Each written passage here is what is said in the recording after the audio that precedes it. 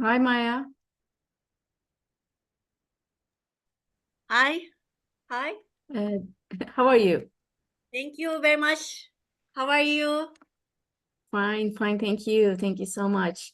Do you have any presentation of you?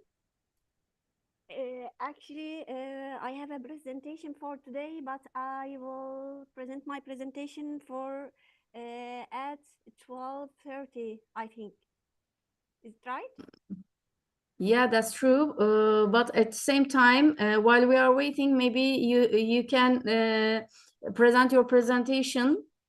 Yeah, I can, If but I have to add some things for. I had to adjust some things, so I'm not fully ready to present my presentation for now. okay, I have okay, I have to add some things. okay. Waiting the participants' presentations, but Maybe we have to reach Professor Toulouse because all the persons that will present the presentations are students of him. we couldn't hear you clearly. Your I said voice that coming very deeply. maybe we have to contact Professor Toulouse because all the Yes, from presentations Indonesia. Yes, yeah, you're from right. Indonesia You're right. and his students.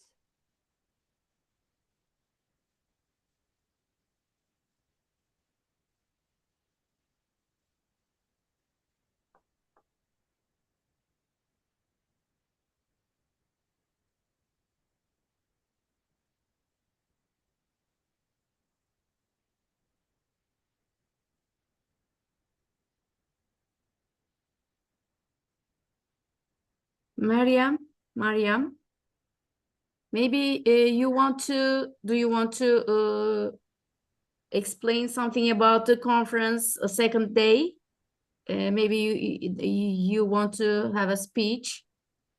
Yeah, We I can, have a little bit of speech for the starting of the conference for the yeah, second. maybe, yeah, we can hear you. Okay, I have to start the speech, or I think that we have to wait for the participants. I write to Toulouse and waiting him. Maybe call him.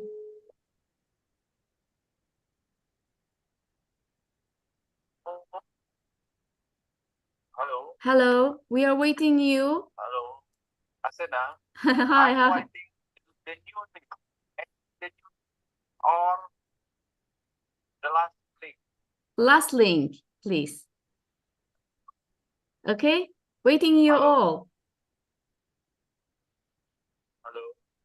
Hi, can you hear me? I'm writing.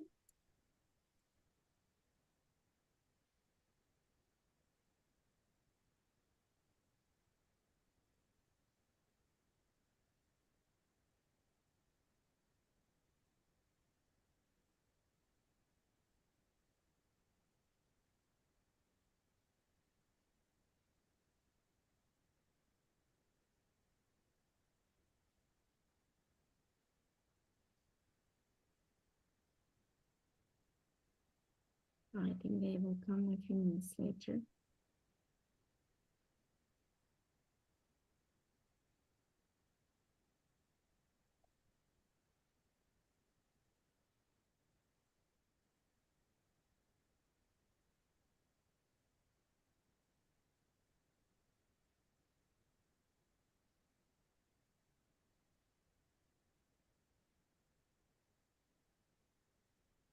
Tina, I think that you should start your program. Yeah, I think so. Mariam, could you begin? They could come a few minutes later, please. Okay, I should start. Hello. Hello. Yes. I'm sorry, we are late about we are using the last link of Zoom. We are need Okay. Okay. yeah, we are need a moment, okay? Thank you. Okay. Bismillahirrahmanirrahim. Good morning, everyone. Second day of 13 International InTrader Academic Platform. We are really thankful to the Dr. Rashmi to support the conference. And this conference has provided us a great opportunity to listen to the novel and informative research manuscripts from the different countries. These manuscripts are from diverse fields such as business, management, economics, IT, accounting, and social sciences. I am Dr. Marian Gol as a moderator of today's session, guiding you for the smooth running of this session. This conference will be valuable for all the participants and the presenters as well. Before we start formally, I would like to remind you some important points. Please keep your microphone muted during the presentation so the presenters will not disturb. If there is any question, it can be addressed after the presentation. The online session links will be shared in the relevant WhatsApp group. Every presenter have maximum 10 minutes to wind up the presentation. I will call the ID, title number, and the author's name to identify who is the presenter. So we have Miss Maya. Miss Maya, have you your presentation to share? Yeah, hello. Thank you for your words. I'm sorry, but my presentation at 12:30. And Okay. because I made an investigation, and I have to add some things to the presentation. Now I'm working on it. I think it will be ready for about within 20 minutes. Okay, fine. We Yeah, have yeah. Dr. Sanyato. Sanyato, do you have any presentation that you would like to share, or your students will share the presentations?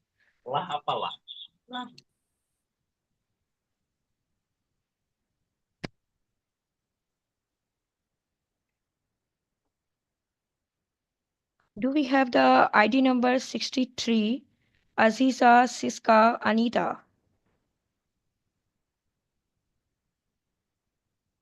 Okay.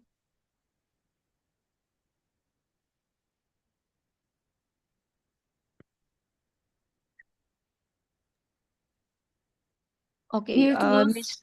so sorry, Mariam. Dear Toulouse, do you want to present your presentation, or the students you have?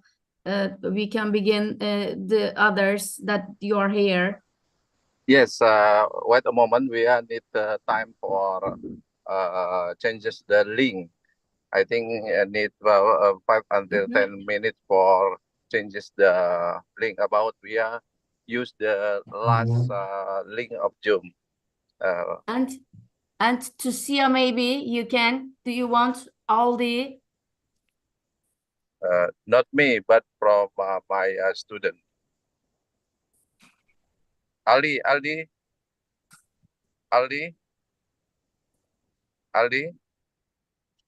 Mr. If Ali, you are are you ready, ready? yeah, Aldi here. Agung, silakan Aldi.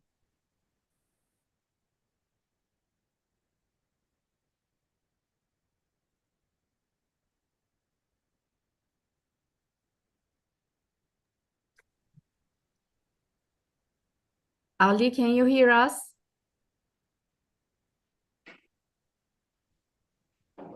Putri, Rahayu, Satyani.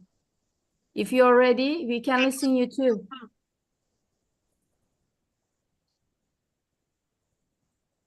Putri, Putri Nisrina silakan. is here, I think. Nisrina. Heh. Silakan siapa Hilma Rosala Absar, silakan Aldi. Halo.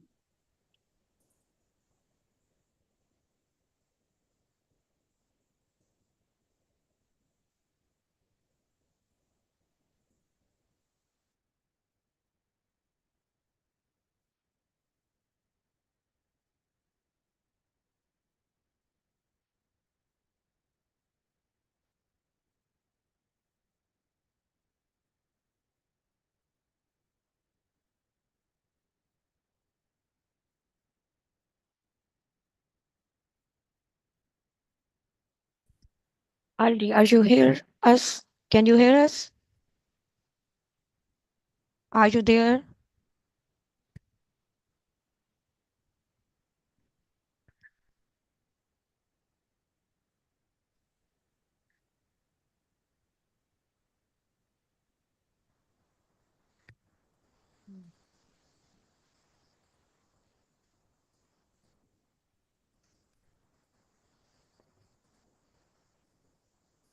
Dear Toulouse, please connect with your students and one by one we can listen them all.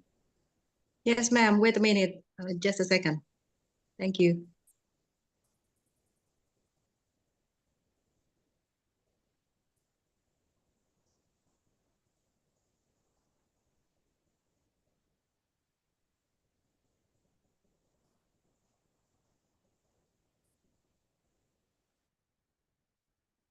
We are need time for preparing. A minute, okay? Sorry, Miss. Okay. I'm Nova. I'm ready to present my paper. I'm from Raden Intan State Islamic University. You can share your screen if you have PPT. Yes.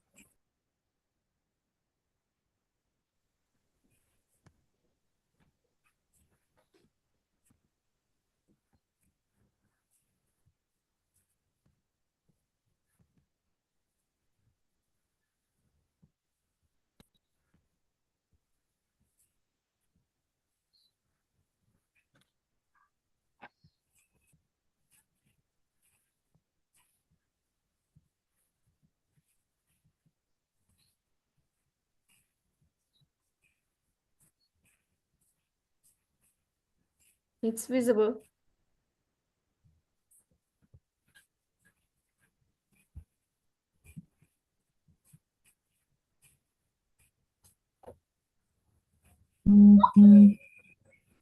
Oh, sorry. I can start my presentation? Mariam, I give you the moderation. Here you are. You may begin. Okay. Okay. Good morning, everyone. I'm Arnova, a Sharia economics student on 8th semester in the Raden Intan State Islamic University. In my research, I was accompanied by my lecturer, Prof. Ruslan Abdul Ghafur and Mr. Yusuf Bahtiar. I'm honored to share our research with you. Our topic is the effect of coffee commodity export, inflation, and regional expenditure on gross regional domestic product or GRDP of Lampung province in perspective of Islamic economic 2014 to 2021.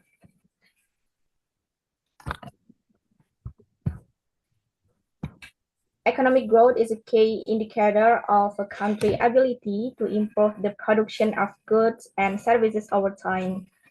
In regional context, this is reflected in the gross regional domestic product or GRDP. Lampung province, a vital agriculture region in Indonesia, plays a significant role in national coffee export, making coffee one of its superior commodity.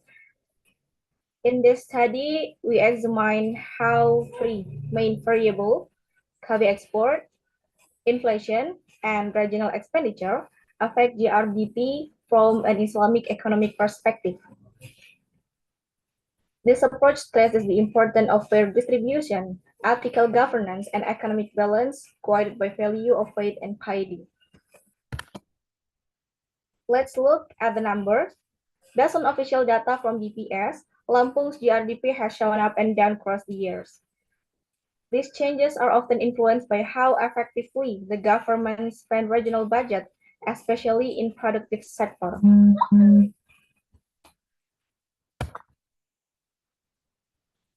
Recording in progress.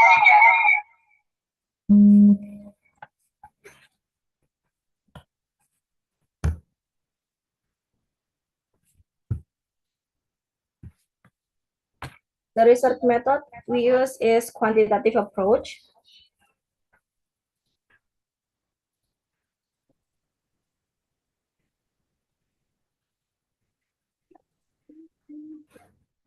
Relying on secondary data from the Central Bureau of Statistics of Lampung. Our dependent variable is gross regional domestic product, and the independent variable are KB export, inflation, and regional expenditure.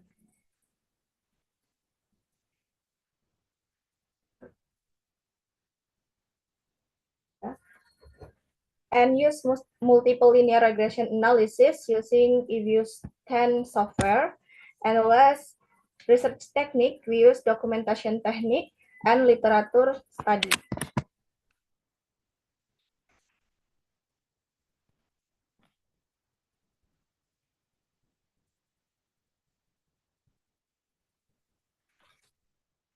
Research results show that coffee export have a positive but not significant effect because the probability is more than 0.05. And second variable is inflation has a negative and significant effect because the probability is less than 0.05. And then in third variable is regional expenditure has a positive but positive and significant effect because the probability is less than 0.05. And in smooth effect, all variable significantly influence gross regional domestic product. A coffee export do have a positive impact, but they're highly sensitive to global market condition. Inflation remains a major challenge as it directly weakens purchasing power and slow down growth. Regional expenditure, when properly allocated, support infrastructure development and public services, thereby contributing significantly to gross regional domestic product. In Islamic economic perspective, growth should not just be about habit. It should be fair, ethical, and based on value like justice and faith. This is supported by verses from Quran, such as Surah Al-Araf, verse 96, and Surah An-Nisa, verse 29, which emphasize the role of justice and righteousness in prosperity. In conclusion, inflation negatively and significantly impact the gross regional domestic product of Lampung province, while regional expenditure have a significant and positive impact. And then coffee export, although important, do not significantly affect gross regional domestic product within the study period. The study recommends better inflation control and strategic regional spending to enhance economic growth. We believe combining policies with Islamic principles, such as zakat and wakaf, can create a more balanced and ethical economy. That's all my presentation. I'm sorry if there is a mistake, and thank you for all attention. I'll hand it over to the moderator. Thank you so much, Nida. Your key results are very useful for every country. Very interesting topic you have chosen. And if there is any question from the participant, okay, once again, thank you, Nida. So the next presenter, have the ID 65, Fadila Sisdianto is available. Okay, we have anyone that is ready for the presentation who want to share the slides in from the participants? Lara, are you ready? Or Putri, are you ready for the presentation? Yeah, Putri, you can share your screen.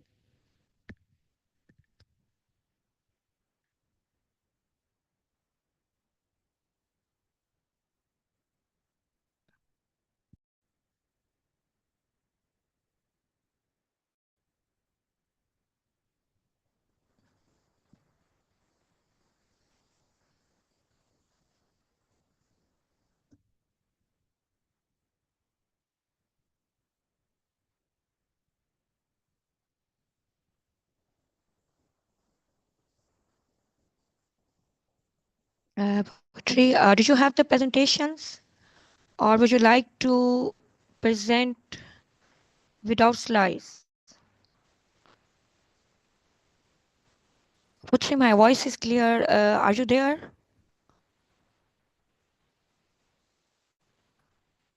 Okay, Aziza, we have Aziza, ID number 63, having the title The Influence of Regional Revenue Expenditure Budget Realization. Are you ready to present?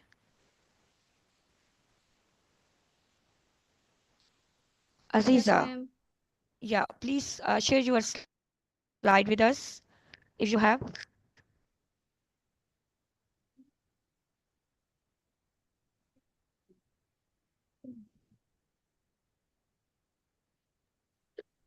Aziza, share screen-nya ya.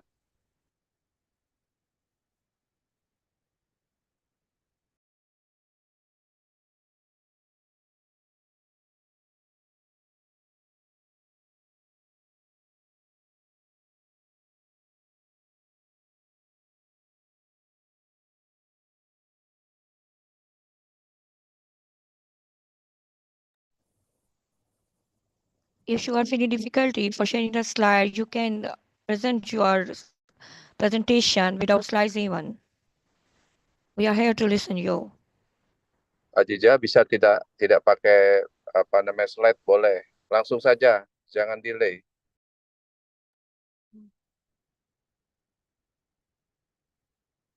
Okay, thank you for the opportunity.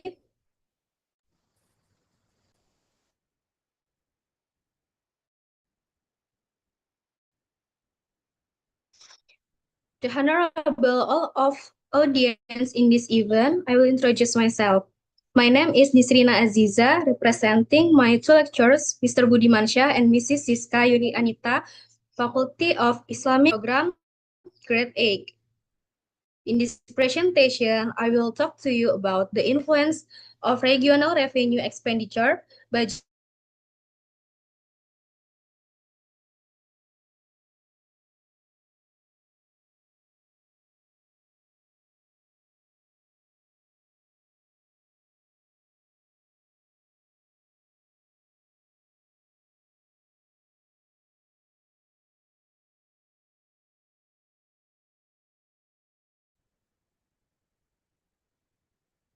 next.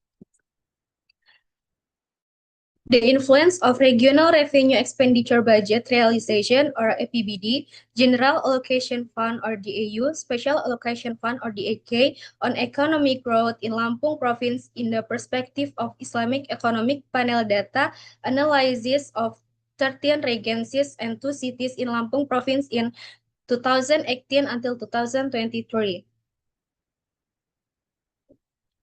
Introduction.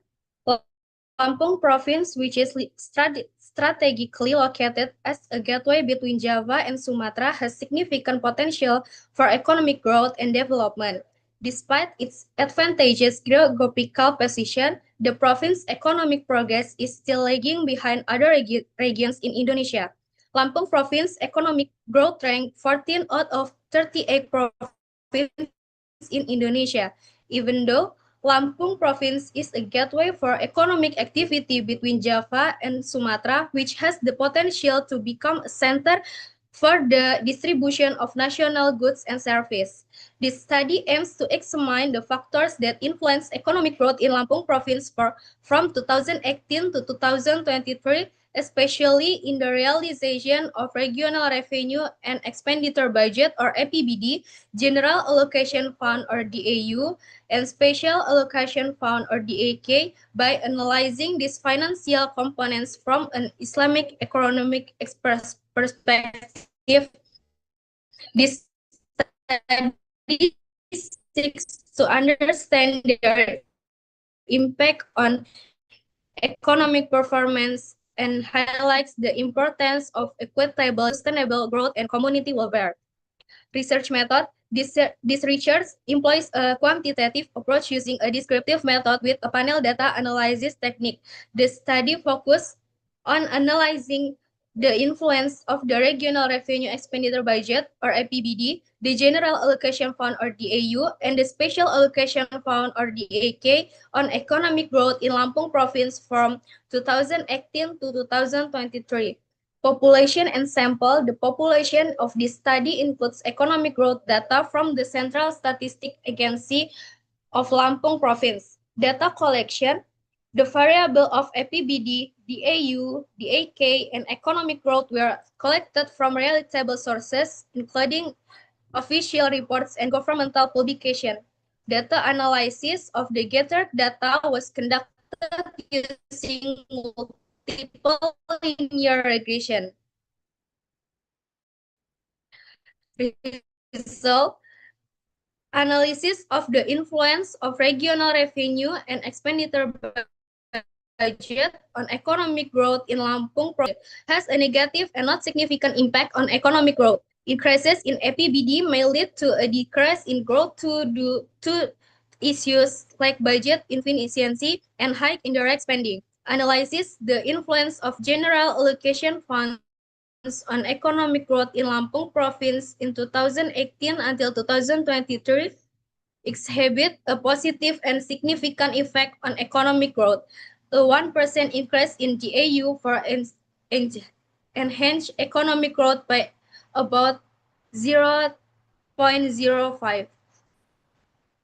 Conclusion. This study found that from 2018 to 2023, the APBD in Lampung had a negative impact on economic growth, where an increase in APBD funds could actually result in decreased growth due to the efficiency of budget use and dependence on other sources of income.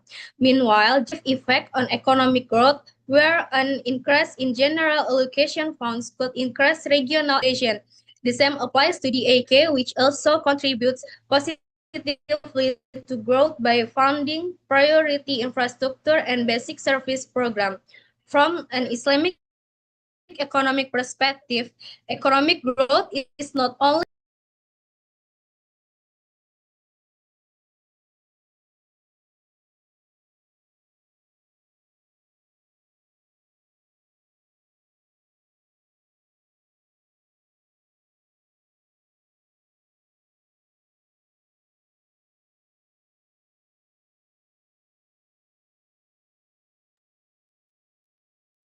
Thank you so much, Aziza. Your topic was really wonderful, but we have the shorter time. As in the starting, I have mentioned this that every presenter have maximum 10 minutes. So every presenter have to wind up during that time. So anyone have the question from Aziza? Okay, fine. Now we have ID number 65, Fadila. The topic is the influence of investment, inflation, and exports on foreign exchange reserves in Asian countries.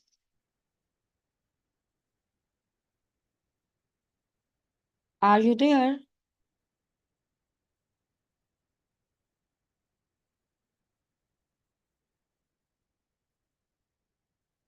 Fadila, are you ready to present?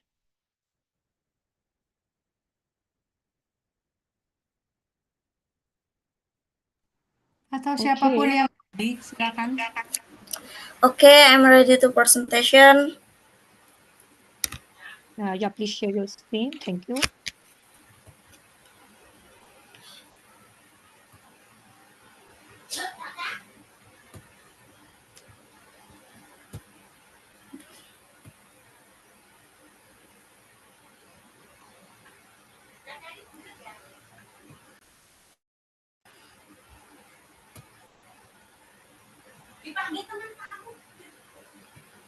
Sorry, I let you to share your screen if you want. Sorry, not connected. Okay. You're not able to share your screen? Then you have to present without the slides even. Without PPT. Kirim lewat apa chat box saja PowerPoint-nya.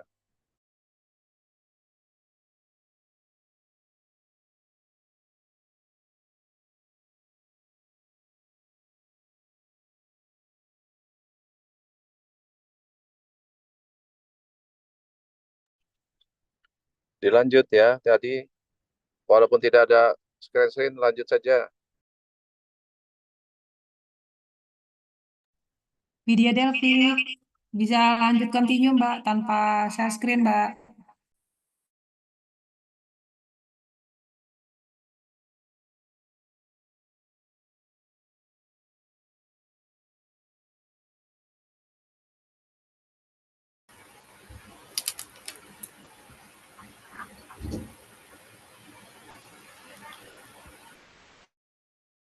Okay, hello everyone.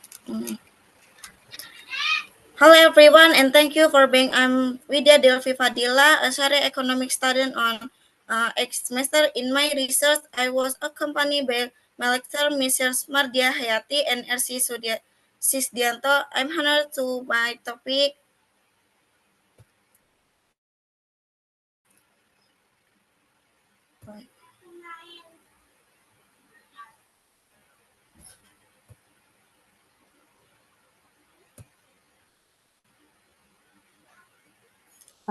Yeah, you can continue. The impact of investment, inflation, and export on foreign exchange means Asian countries in 2018-2022 in the perspective of Islamic economics. The background of this research, foreign exchange is an important aspect of international trade managed by central banks, serving as an indicator of country economic strength in the context of development. Asian countries. Fluctuation in investment, inflation, and export variable affect the stability of foreign exchange. There are fluctuations in investment, inflation, and export variable in the developing Asian countries, which affect foreign exchange. This fluctuation can have both positive and negative impact. Foreign exchange in developing Asian countries show an increase every year, but these economic variables do not always contribute positively to its stability.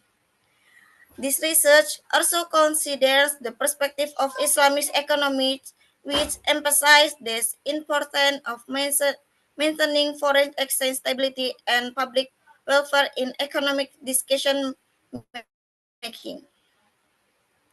The methodology of this research, the study uses a quantitative approach to measure and analyze numerical data related to investment, inflation, export, and foreign exchange variable.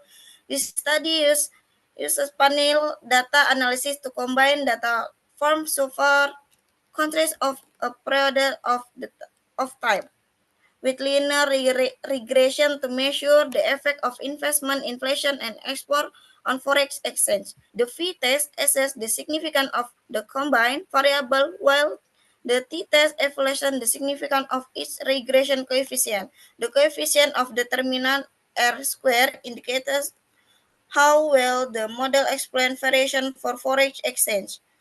Multicollinearity test and residual analysis were also considered to assure the validity to the regression assumption.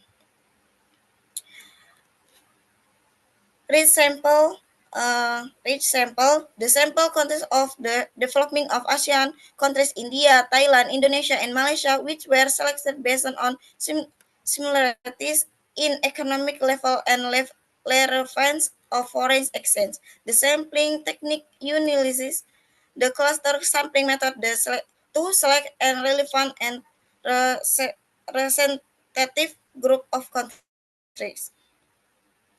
The study uses secondary data from official research, such as central banks and statistical agency covering investment, inflation, export, and forex exchange. The data measured from 2018 to 2022 with an annual frequency and has been verified to ensure accuracy and reliability. Result: investment has a positive and significant influence on foreign exchange.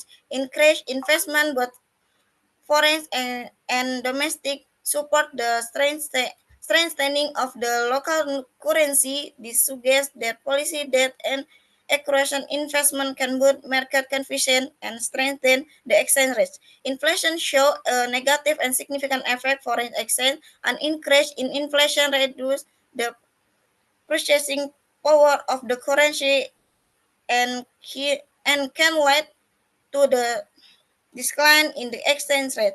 This indicates the importance of controlling inflation to maintaining economic stability and foreign exchange. Export have a positive and significant influence on foreign exchange. An increase in the value of export increase the demand for local currency, which contributes policy that support export and help improve the currency positive and the international market. The test TF test result have that the three variables together have a significant effect on foreign exchange. This indicates that the model is effective in explaining variation in foreign exchange, and the integration between the variable is important to consider in economic analysis. The R square of 74% indicates that the model and can explain most the variation in foreign exchange. The model is quite good and explaining the relationship between the variable. However, the 26% explaining variation suggests that there are other factors that may inflation which need to be investigated further. Conclusion, investment has a significant effect on foreign exchange. Increased investment contributes positively to the strengthening of the exchange rates. Inflation has a significant effect on foreign exchange. High inflation negatively affect the purchasing power and extending rate of the local currency. Export have a significant effect on foreign exchange and increase in the value export, strengthening the exchange rate of the currency. R square of 74% show that investment variable inflation and export have an effect of 74 on foreign exchange, and the other 26% is influenced by other variables. Okay, thank you.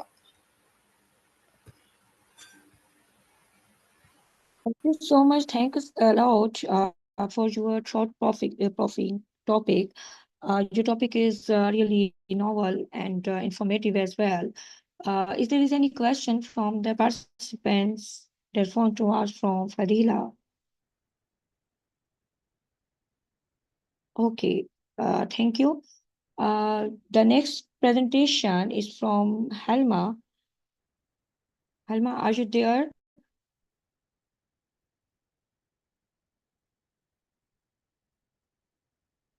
Helma, are you ready to Helma present? Rosalsa.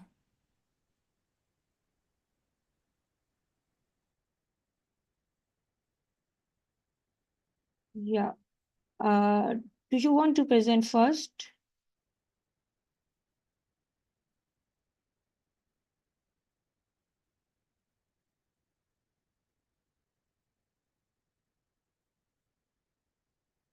Okay, I think Halma is not here, or maybe she is not ready to present. Halma, are you there to present?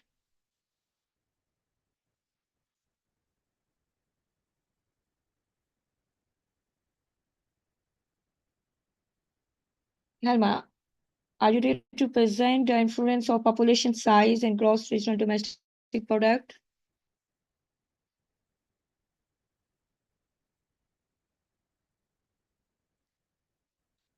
Okay, I think that Helma is facing some problem, maybe with mic. Okay, we move towards the ID number 67. We have with us Putri Sargento Leah. Are you ready to present about analysis of financial performance?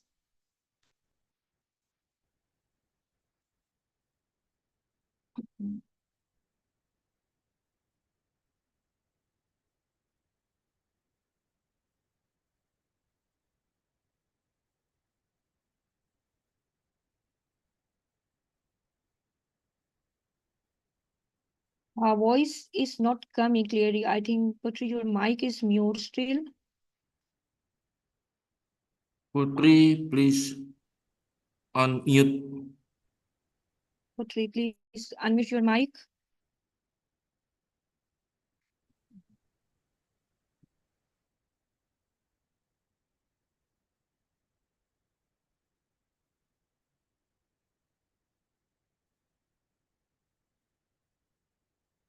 Okay.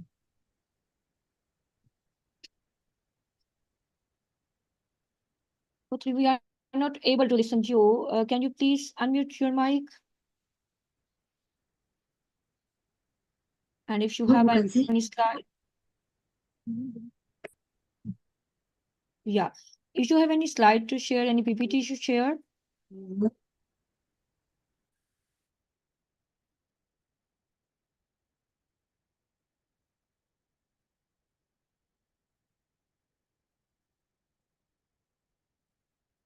Putri, did you have any slide to share?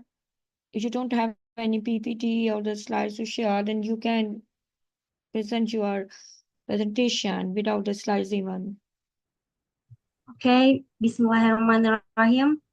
Good morning. Thank you for the opportunity, the honorable ladies and gentlemen in this event. I will introduce myself. My name is Putri Salviana Anjani, representing my two lecturers, Mr. Mat Nasir and Mr. Taufikur Rahman, Faculty of Islamic Economic and Business, Islam Economic Study Program, Grade 8.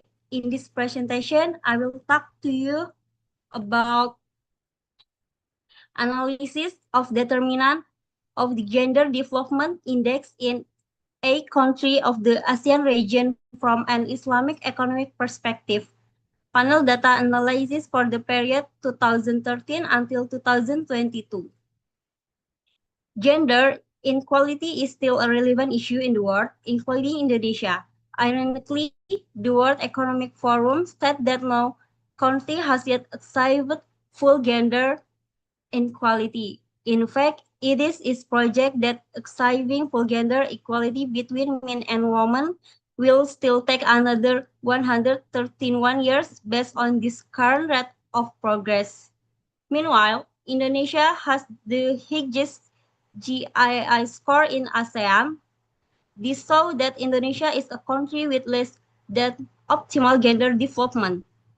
Achievement compared to the other ASEAN countries. Even in ASEAN, the only country that is considered a developed country is Singapore, while Indonesia, Malaysia, Thailand, Vietnam, Brunei, the Philippines, Laos, Myanmar, Cambodia, and East Timor in the ASEAN region are considered developing countries according to International Monetary Fund.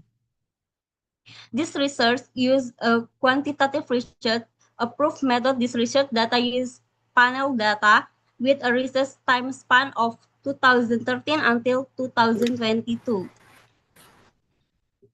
Secondary data is data obtained in ready-made form, has been collected and processed by other past years, usually in the form of publication.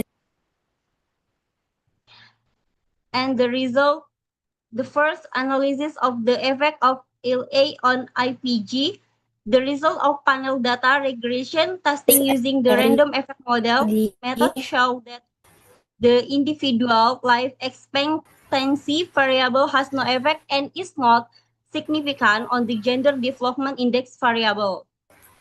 The second analysis of the effect of MIS on IPG, the result of panel data regressing testing using the random effect model method showed that the variable mean years of schooling on the gender development index partial has a positive and significant effect on the gender development index.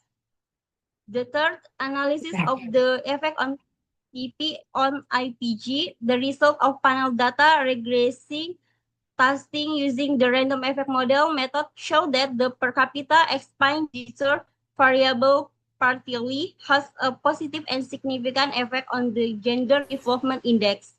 Therefore, analysis of the effect on TPAK on IPG, the result of panel data regressive testing using the random effect model method show that the variable level of labor force participation has a negative and significant effect on the Gender Development Index.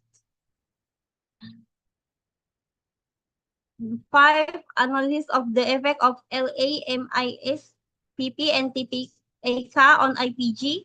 The result of panel data regression testing using the random effect model method show that the variable life expectancy, mean years of schooling, per capita expenditure, and labor for participation rate together have a positive and significant effect on the Gender Development Index. So, the partial test result in this study show that life expectancy has no effect and is not significant on the Gender Development Index. And the partial test result in this study show that the mean length of schooling has a positive and significant effect on the Gender Development Index. The partial test result in the study show that the level of labor force participation has a negative and significant effect on the Gender Development Index. The last, from an Islamic economic perspective, gender development is an important part in improving the quality of human research for men and women. That's all the presentation for me, and the last I say, wassalamualaikum warahmatullahi wabarakatuh. Thank you so much, Putri. I really appreciate the interesting topic that you have chosen. Really a very interesting topic. So, any question from the participants? Okay, we have the next presenter. Helma, are you ready to present? Yes, sir. Yeah, please share your PPT Hello, if Miss. you have. Hello, Helma. Have you PPT? Have you prepared your PPT? Then you can share, please. Sorry, I don't share PPT, Miss. Sorry, I don't share PPT, Miss. Okay, okay. You can present without PPT even.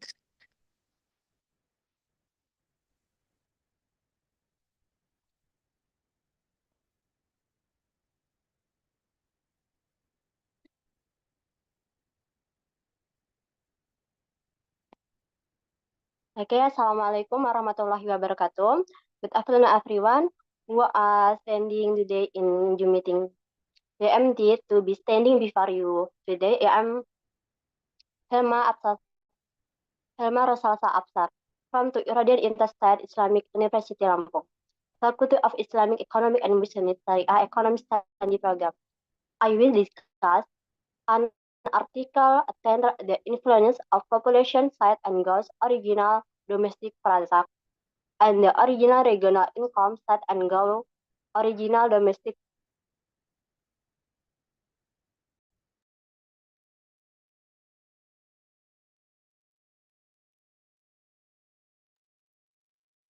Yeah, Helma, we are listening you. We are with you. Continue, please.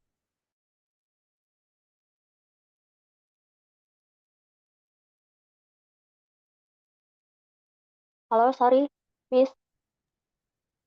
Helma, your voice is audible. Please continue.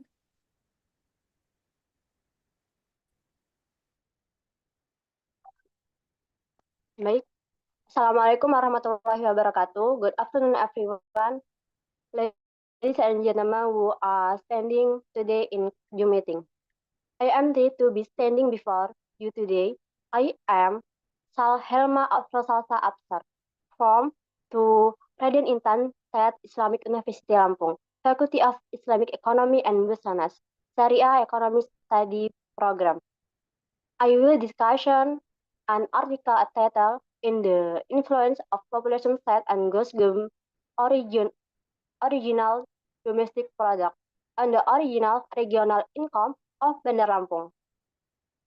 Domesticity from an Islamic economic perspective in 2014 to 2023. First to all, I will explain the introduction for this research. The introduction shall be explaining the included of original regional income for local government, especially in relation of outstanding regional government. The PPHkan, how PID, is clearly in reduction dependent on central government found and enable local autonomy. The role the authors underneath for regulation to maximize the PID to enhance the government the focus in on Bandar Lampung.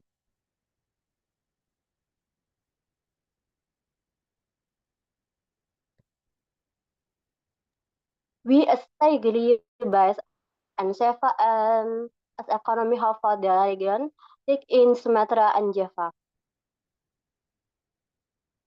Despite this, PID in Bandar Lampung saw fluctuated than with PID not consistently meeting its target.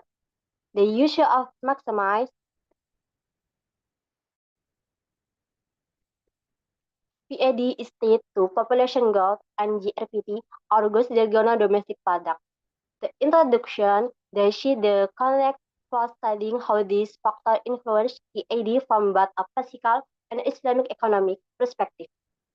Overall, is a solid interest that set up the research question clear, but it could be more conscious in connecting the population LGBT issue with specific challenge faced by Bandar Lampung.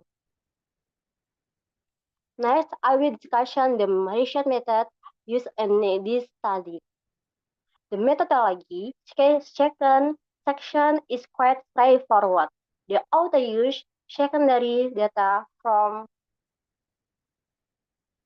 2014 to 2023, look at PAD, population size, and GRPT. The method is a bit the formal side, applying multiple linear regression and classical assumption that to test to ensure the model is valid. High-dash leak normality, multi-generality, autocorrelation, and heterogeneity are measured with Git for ensuring the reliability of the research. The use of efficient software for data analysis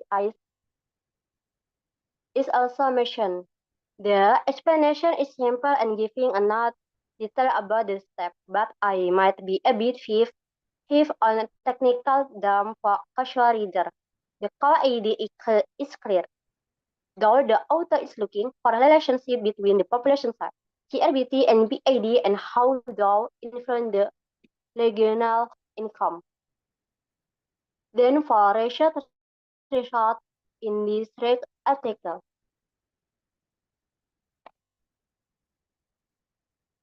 In this section, the research of the West variants are laid out in detail. The author checked whether the population size and GRPT have significant effect on PAD in Bandar Lampung. The research shows that population size does not really affect PAD with a high p-value. Usually affect PAD with a p-value, which GRPT has a significant positive effect with a low p-value. The mic sign is increase in GRPT generally mean a more productive economic, with what naturally lead to more regional income. The v-test indicates the both variables together do influence PAD. The explanation is clear, and the results are we further with data. Assume good normality, no multicollinearity, no autocorrelation or heterogeneity, so we can do the regression. Population size did not move neatly on PAD. With value P008 can be interpreted not significant. GRP, GLDP had a clear positive impact on PAD with value P001 significant. Together, population and GLDP significantly expand PAD v-test P003 002. Model it addresses R2 0.5 15.4 mean about 50% of PAD charts are kept chapter 14.6%. The conclusion that can from this research is the conclusion was of the finding initially. In InTraders, the population size does not significant affect PAD with GRPD does. They are alike with the other hypothesis, as GRPT reflects a Russian economic capacity, where the currently this intra-government income. The counseling also appreciates the simultaneous.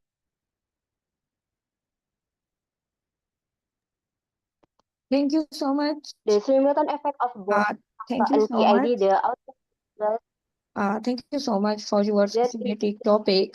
Here we have to stop because we are reaching to the time limit of 10 minutes. And is there any question from the participants or the presenters? They are very welcome to ask any question. with all my presentation. Thank you, Miss. Okay. Thank you so much, Helma. Thank you so much for your presentation. Thank you, Miss. Now, sorry.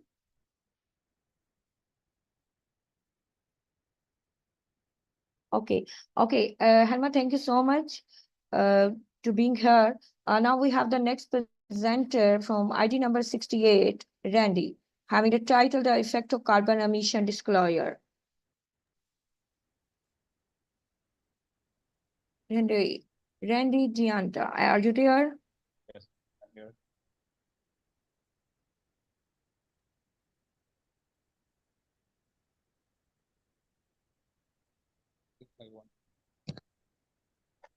Yeah. Please share the slide. Thank you so much. Okay, good morning. You can start now, please. Okay, good morning, everyone. First of all, I would like to express my sincere gratitude from the opportunity. Randy, can you start your slides from the very first slide because we are able to see the slides having the results?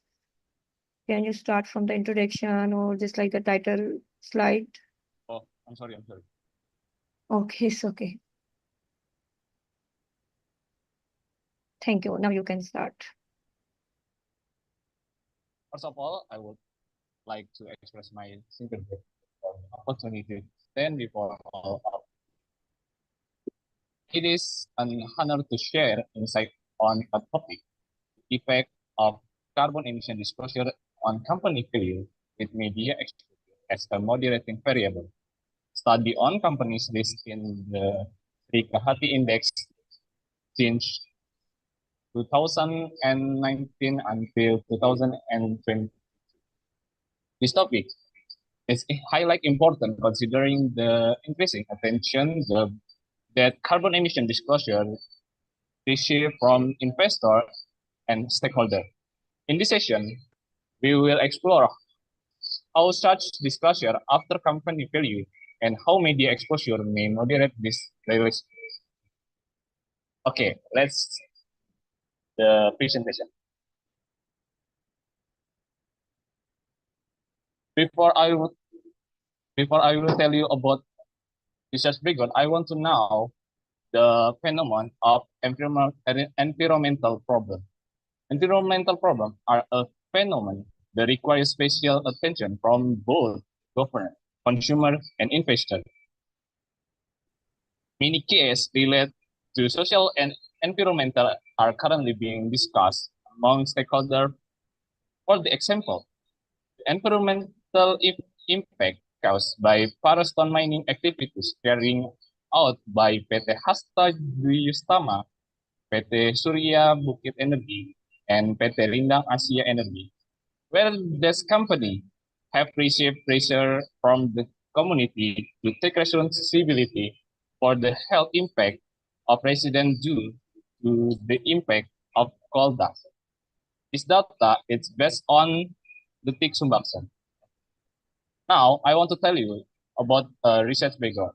Company value reflect a firm performance and future prospect, which are crucial for enforcement amid growing concern over environmental issues. Carbon emission disclosure has become an important indicator of corporate responsibility.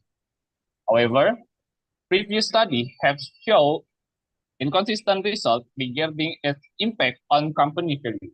Media exposure is suspect to strengthen this relation by acting as a channel for public information. Therefore, the study examines the effect of carbon emission disclosure on company value with media exposure as a moderating variable. And next, I will tell you about a theory in using this research. The first, legitimation theory. This theory suggests the company needs to gain legitimation from society in order to maintain their operation. Carbon emission disclosure is considering a from a transparency and corporate responsibility aimed at gain public support. And next, second theory, using signal theory. This theory agrees that companies send signal to investors through voluntary disclosure such as carbon emission report. The better the disclosure, the more positively investors perceiving the company, which is turn can enhance its value. And next, based on previous study on Utama and Yuskar in 2020, they say who found a significant effect of carbon emission disclosure on firm value. And Rahayu 2022 say who found not significant effect. And Wulandari in 2021 say who emphasizing the moderating role the media exposure is strangers investor perception. Okay, next I want to say about research methodology. In this research, the type of research is quantity with an associative approach, and data type is the basic needs of man have been easily fully by the earth for billions of years.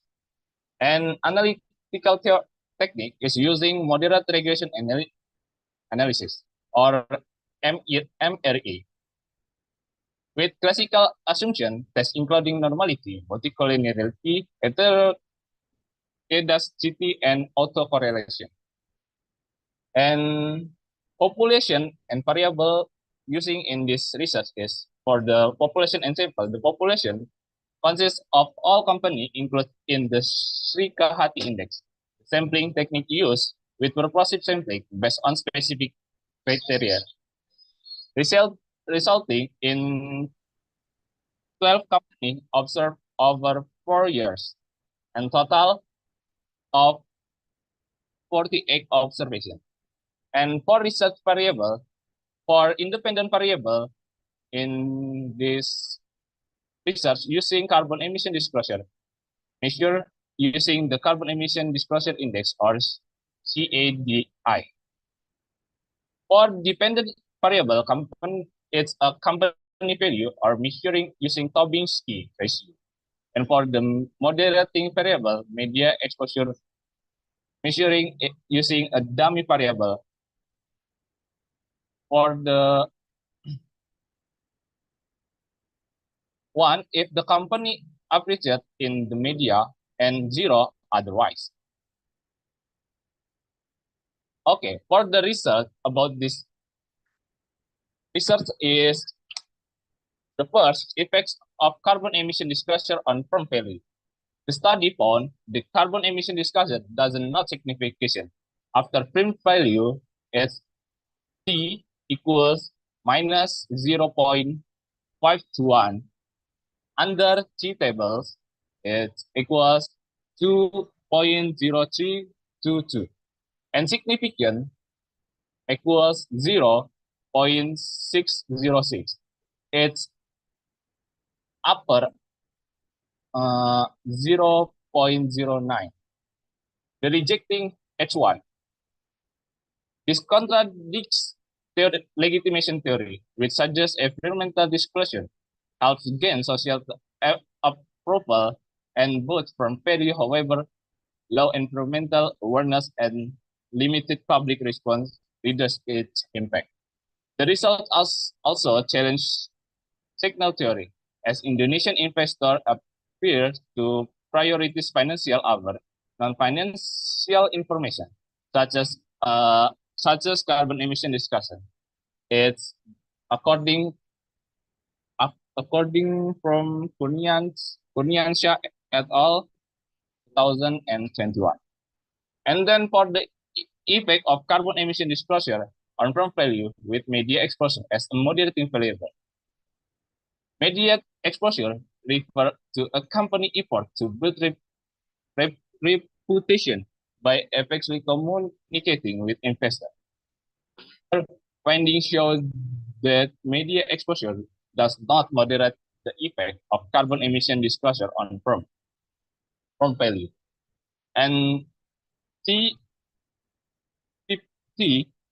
equals minus 0.521.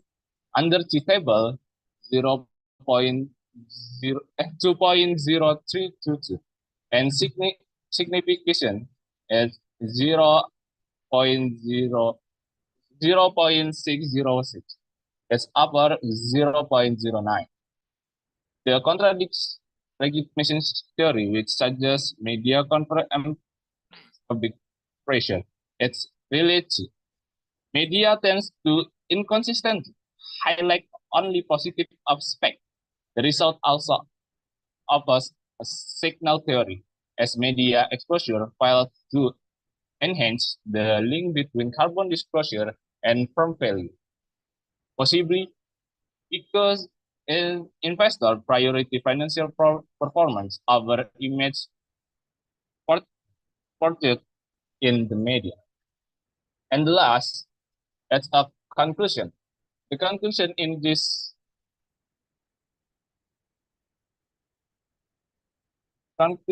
research is this study concludes the carbon. Okay, thank you so much. Thank you so much, Randy, for your very interesting and fascinating topic. Really a great choice for the topic. And anyone from the participants wants to ask any question?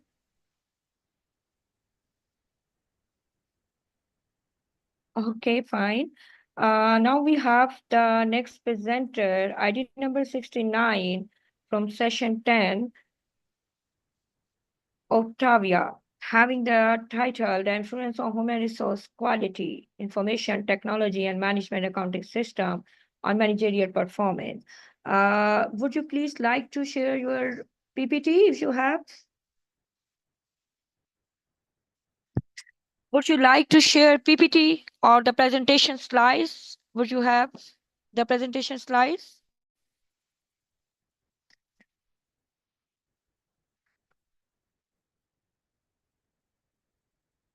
Do you have PPT presentation slides?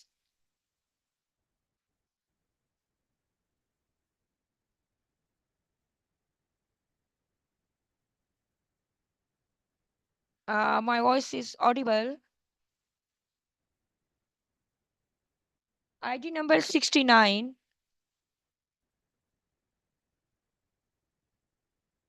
ID number 69. Are you ready to present?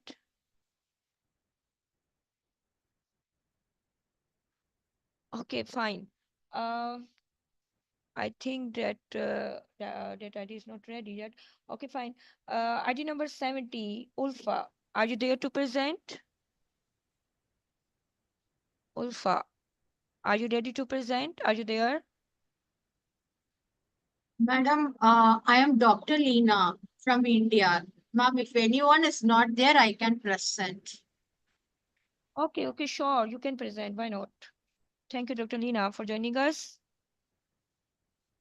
If anyone is not there in the sense, you can call me. I will present immediately.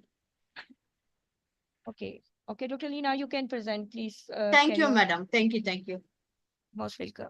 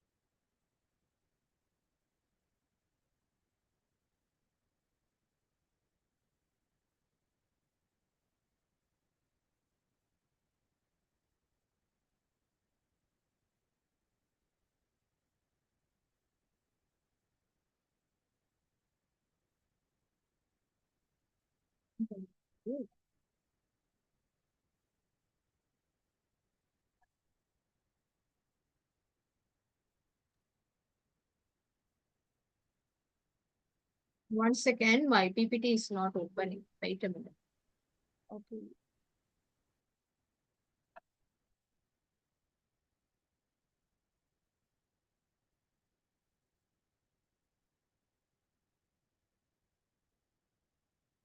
Okay.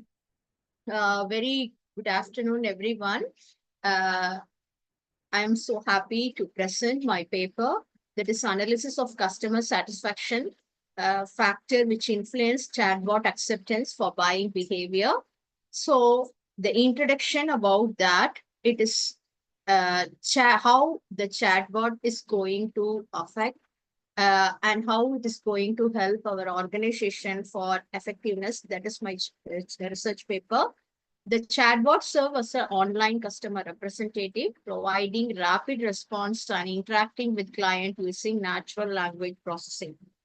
Chatbot an integral part of digitalization and becoming cornerstone of modern day marketing practices. This study main objective is to identify the chatbot traits because in every organization, they are having online, while they are going to sell the product, the customer interested with chatbot option, because if they want to know something about the review about the product, or they want to more about that information, they can able to get immediate response from chatbot. So integral part of it, digitalization or becoming cornerstone of modern day marketing practice. This study main objective is to identify the chatbot traits that have bearing the user confidence, acceptability, and engagement. Chatbot hold much potential for customer support in terms of service efficiency, cost saving, customer experience. In addition to that, saving business cost, chatbot improve customer engagement by reducing time and effort they need to spend in doing the business transaction. So e-commerce is a key component of modern retail, particularly in today's digital age. So the impact changes of customer behavior leading to increase in online buying preference. E-commerce is appealing due to the convenience allowing for 24 into 7 shopping for the comfort of one's home or at office. They can able to do at any time. So the buyer may simply compare the pricing, acquire desired goods or services, including ebooks, fashion and technology, electronic products, and within a few links, they can able to accept. So e-commerce may be simply described as a process of purchasing, selling the item on online. So the customer may be hesitant to buy the product online since they cannot see the touch the real product before making a purchase. As a result, in order to build potential customer trust and confidence, online firm will seek to strengthen their electronic client association management, that is e-commerce, ECRM, customer relationship management, so that they can leave a positive impression on their client.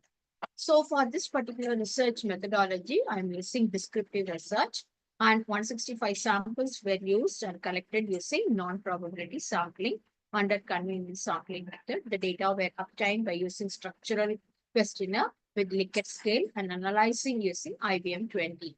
So the consistency test were shown with the significance value between 0.87 to 0.79. So here I am using one conceptual framework, that is how the customer satisfied with the help of customer marketing effort, that is interaction, trendy and novel, customization, problem solving. These are all marketing effort. Then chatbot communication, in the sense it is about accuracy, creditability. That means how accurate the information they are providing to the customer is, how accurate that one, how creditability, then motivation, whether people are interested to proceed with the particular product or not. That one is called as motivation. Sometimes people are interested, sometimes people are interested to move with that. That's productivity. It is moving to the next level. Then entertainment. Sometimes if I'm going to use chatbot, whether it is entertain or not. So all this factor is going to, if they are that if the chatbot is good, in the sense definitely it is lead to customer satisfaction. That means the customer is interested to repurchase the particular product. So reason for using chatbot, that is the from the research, it's identified speedy and easy of use, personalized recommendation, avoiding waiting of human support, interesting in interaction.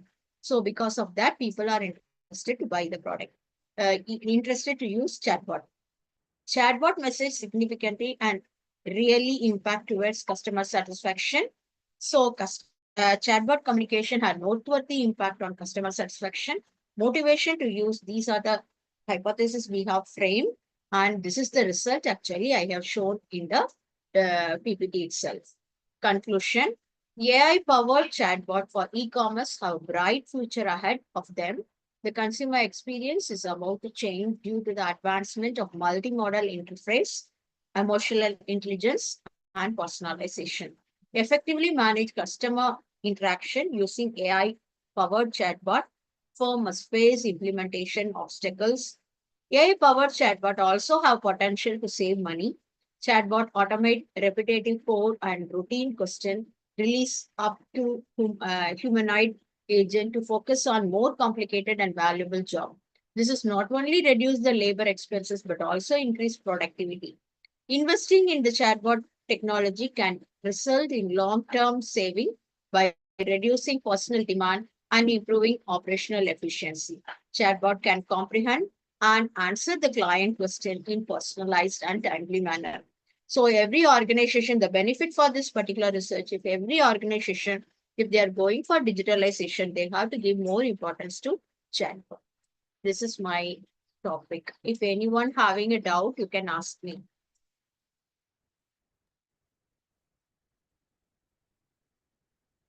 Yeah, really, Dr. Lina, a very interesting topic. Actually, we all have a need of application of the AI in HRM, and we are all trying to apply even AI in each and every field. No doubt, a very fascinating topic you have chosen, and thank you so much once again to present interesting topic. And now we have the next presenter, ID number 69, Octavia from session 10, having the title, The Effect of HR Quality, Information Technology and Management Accounting System. Are you with us? Octavia. Muhammad Iqbal. Okay. Okay, the next ID is 70, Ulfa. ID number 70, Ulfa Ahmad Mia. The topic is the influence of account information system quality, leadership style, and work motivation on employee.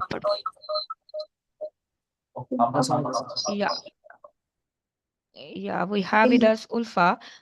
Ulfa, do you have PPT? Not miss. I Okay, I cannot share PPT, miss. okay, fine. You can present without PPT. Thank you. Okay. Assalamualaikum warahmatullahi wabarakatuh. Thank you for the opportunity. Good morning, everyone. Introduce myself. My name is Ulfa Syariatun Hasana from Madinatan State Islamic University Lampung. First of all, I would like to express my sincere gratitude for the opportunity to stand before all of you today. It is an honor to share insight on very relevant topic, the influence of accounting information system quality, leadership style, and work motivation on employee performance in the perspective of Maqasid Syariah. Now I'm going to move on to the main presentation. Let me briefly talk about the introduction. Introduction is hospitals as healthcare institutions face various challenges in improving to the quality of service and the effectiveness of human research management. At AKA Medika Sribawono Hospital, employee performance is an important issue that is influenced by several main factors, namely the quality of accounting information system, leadership style, and work motivation. Based on the result of preliminary interview, it is known that the accounting information system used is not fully integrated, causing operational and efficiency risks of errors, delay is financial process and suboptimal decision making. The condition is exacerbated by the lack of leadership that is able to direct and motivate employees effectively. And high work motivation is not always direct proportional to perform due to excessive workload and unclear division of tasks. Therefore, a Maqasid Sharia value-based approach in need that is not only oriented toward improving technical work performance, but also pays attention to spiritual value, ethic, and balance in work life in order to create a productive work environment while based on Islamic value. The next is literature review. The first is quality of accounting information system. The quality of accounting information system is an accounting information system that can procedure quality accounting information in accordance with the elements or subsystem in flow informing an accounting information system to produce quality information, which is flexible, efficient, and easily accessible to that it can provide useful financial information for decision markers. Two, leadership style. Leadership style is a pattern of behavior that is designed is such a wide influence subordinates in order to maximize the performance under subordinates so that organizational performance and organizational goals can be maximized, as well as motivate employees so that it is expected to produce high productivity. Work motivation. Motivation is the drive, a passion that makes person do his or her job and work effectively to save the company goals. Work motivation is also collection of strengths or energy, but inside and outside of work. The next is literature review. Employee performance. Conceptually, performance is the work result achieved by a present in a certain period of time based on work standards. The operational variable of employee performance, which is a work result assigned to be an employee in a certain period of time based on predetermined work standards. The last is Maqasid Sharia perspective. Maqasid Sharia is the purpose of Allah to establish walls to a safe to benefit of human life, while also avoiding various damage, but in the work and the hereafter. The next is methodology. A type of research is quantitative research. Data is primary or questionary. Population. The population in the study is all non-medical employees who work in the general and financial departments at AKA Medica Sribawana Hospital, East Lampung, which totally 32 people. Research sample is using the saturated sample method or census taken from the entries to the population, namely 22 32 employees of the general and accounting departments. Software using PLS with Smart PLS 3.0. The next is characteristic of respondent. The respondent is in this study are non-medical employee of the general and financial department of AKA Medica Sribawana Hospital. Based on the questionnaire question in the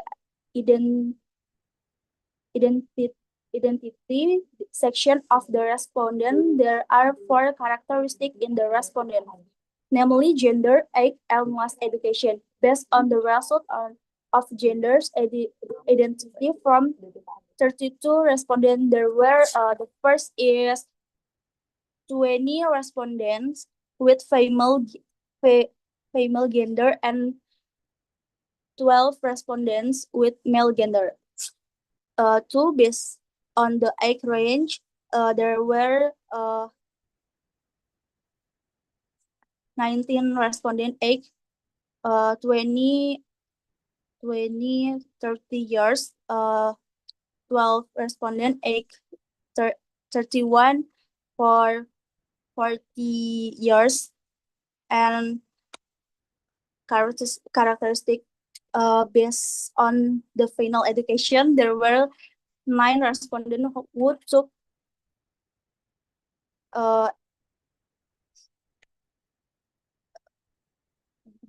from the data, it can be concluded that all respondents have met the characteristics that have been determined.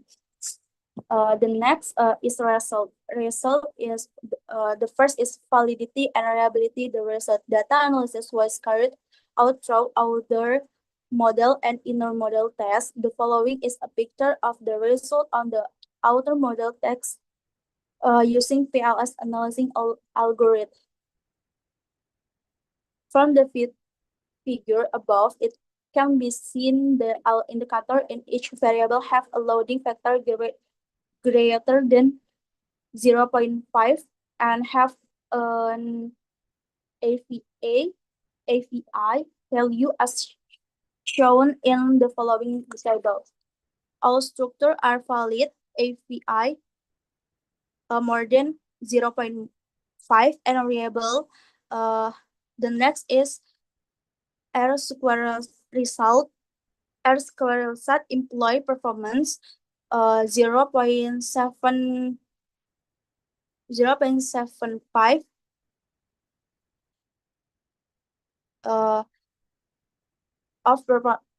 of performance is explained by their independent variables.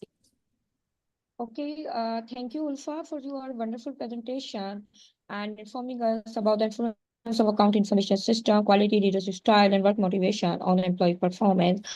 Is there any question from the audience, from the Ulfa? You can ask. Please, any question from the audience? Okay, thank you. So we have the next presenter from ID number 69, Octavia. Octavia, you can present without your PPT.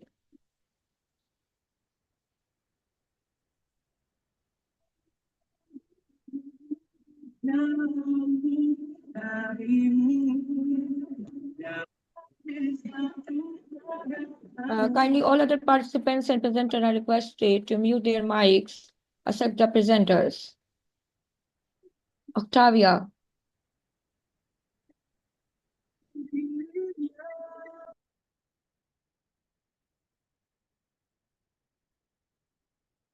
Octavia, are you there?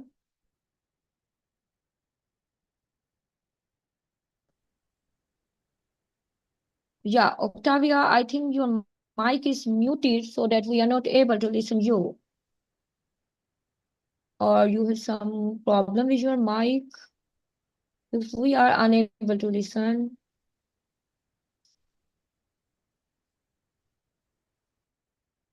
check your mic.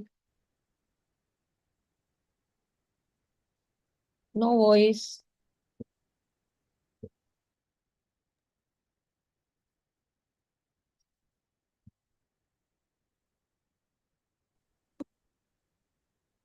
Yeah, Octavia, are you there?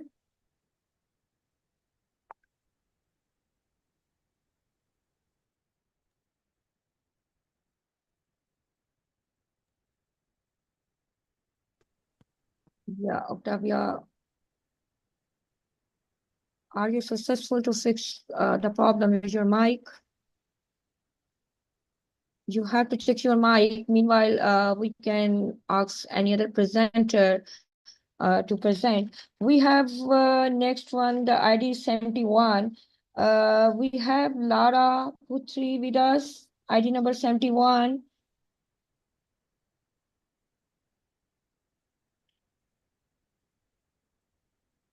Having the title, The Influence of HR Competencies and Implementation of Regional Financial Accounting System on Regional Financial Reports. Tusia, Lara, Putri, Sitra. Yes, Tusia, ma'am. yeah. Would you like to share the PPT?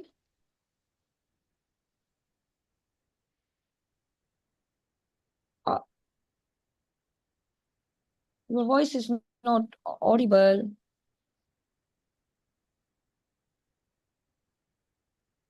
Still, Tusia, Lara, your voice is not audible.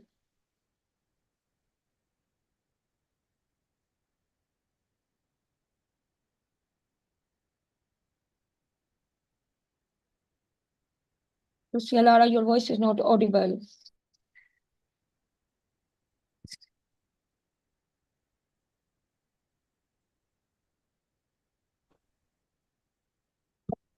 Your mic is now mute. Can you unmute your mic? Hello, Miss. I'm ready.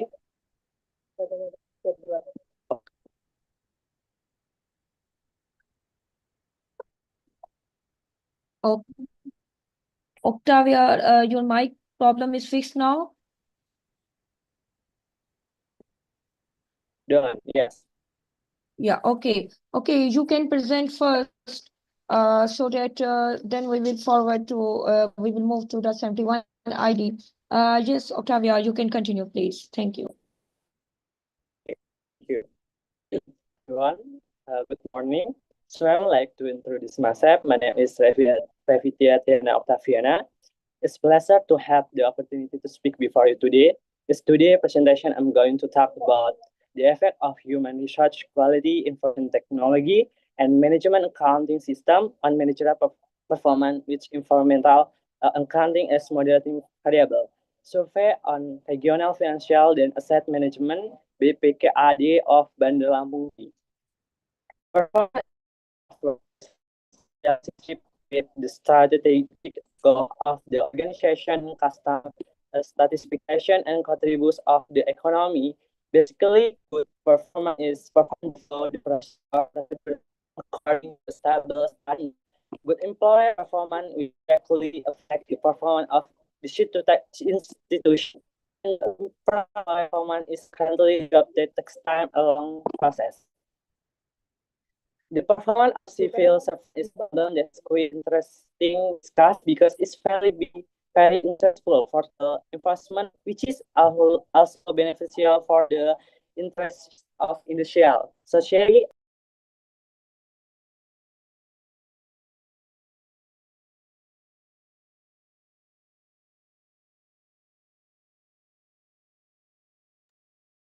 Ravi, you can continue. We are hearing you.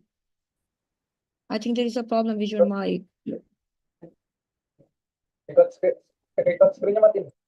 The role verification and clear distribution are very important.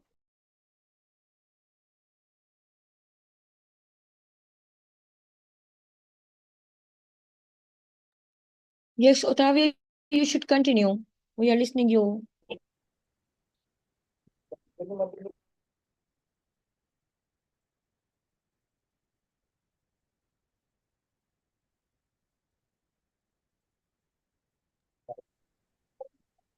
Sorry, problem to signal.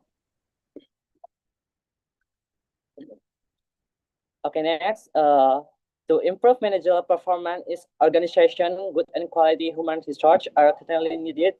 The quality of human resource is something that is still what by every organization and government agency.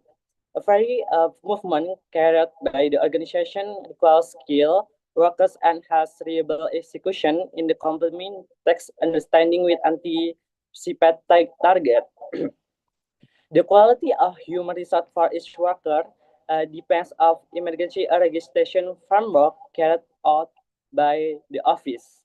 If the recruitment framework is good, then you can get workers who have this quality human resource. The quality of human resource affect the implementation of worker. It can be, say, the representative implementation can be a picture of quality of human resource visited by each worker. Next, research methodology, type of research. The study is quantitative approach, which is a strategy to test particular hypothesis by looking at the relationship between variable. This variable is measured to information consisting of number can be analyzed strategically. Yang B, data search. The data collection method use this studies quantitative approach method with a data collection technique using a questionnaire. A questionnaire is of written question. They are meant to be given directly to respondent to be answered and provide written question. The question are answered according to situation of occurs without any correction. Yang C population and sample. In the study, the sampling technique used the non-probability approach.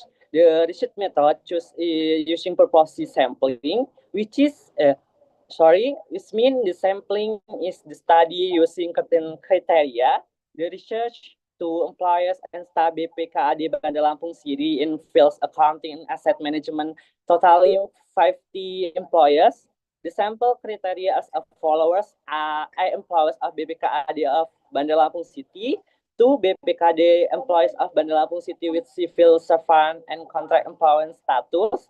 C, BPKD employees of Bandar Lampung City and file accounting as asset. Next, part of discussion. Part 1, the quality of human resource influential signification on management performance. The result indicate this value is not significant because it's greater than. This result indicate the human resource quality does not affect managerial performance of BPKD Bandar Lampung City. So the first hypothesis are rejected. The factors that make this hypothesis rejected are intellectual quality, education, understanding the file ability, and altruism work in person has different level. And contingency theory is that there is not best way to manage our organization because management our organization requires effective approach according to exciting content and situation. The result of study explaining the human resource as no effect on managerial performance can be consistent with contingent theory. Human resource quality does not always have direct on managerial performance. Yang two, information technology has a significant influence on managerial performance. The result of information technology that not affect management performance are due to resistance to change. This is a base of information storage process. Financial management and BPKAD of Bandar Lampung City still uses archive system using stored media and financial data management with bookkeeping. This manual system research is fairly slow financial management process because financial data from each section has to be integrated and management properly. For environmental uncertainty weakness of influencing of human resource quality on management performance, employees of BPKI Bandar Lampung City have a good ability to adapt to a situation. Organization with high intellectual quality human resource can understand their file and have good organization planning skill, can produce good adaptability. In addition, BPKAD Bandar Lampung City also have consistent, which friends 2000%, they can overcome the certain of circumstances, influence, and response with flexible and responsive strategies. The result of study have consistent with contingent theory because the story explains the management success depend on proper adjustment to internal and external audit condition. The quality, human resource, and offset on reduce of impact of environmental currently. And the management according system implemented in this organization has provided the tools and information needed in the decision-making process, as well as factor from the management accounting system in the form of root scope, timeline, aggression, and integration, which has been realized well with the presence of environmental country as system just influences as response cannot become but influence that can adapt to changing situation. In Islam, it's always as much possible to achieve a Okay, goal. Octavia, thank you so much for your presentation. Your presentation has really added value to our knowledge. And if there is any question from the participants or the presenters, you are most welcome to ask from Octavia. Okay, thank you so much. Thank you. Thank you, welcome.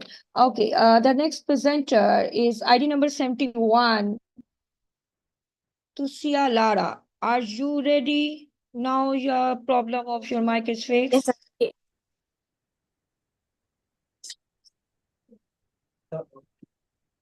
Okay. presentation. You will present without, okay, PPT?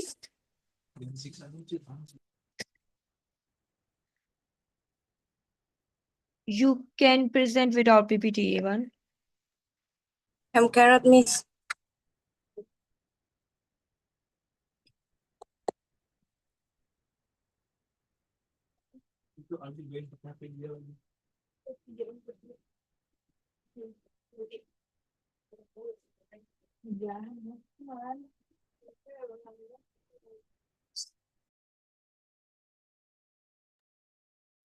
Yeah, Tusia Lara, you have muted your mic, I think, so that we are not able to listen you. Kindly unmute your mic.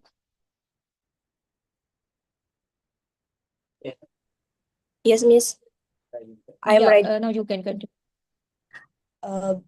Assalamualaikum warahmatullahi wabarakatuh. Good morning, everyone. First of all, I would like to express my sincere gratitude for the opportunity to stand before all of you today. It is honor to share insight on a very relevant topic, the influence of human resource competencies, and the implementation of regional financial accounting system on regional financial report study at the BPKAD Regional Financial and Asset Management Agency Bandar Lampung City. Introduction. Quality financial report is key to transparency and accountability. The quality of regional financial report is greatly influenced by compliance with available accounting standard and is supported by a reliable accounting system development and management by competent and qualified accounting personnel. Research problem, I have three. Number one, does human resource competency of affect the quality of regional financial reports? Number two, does the regional financial accounting system affect report to quality? Number three, do both factors simultaneously influence report quality?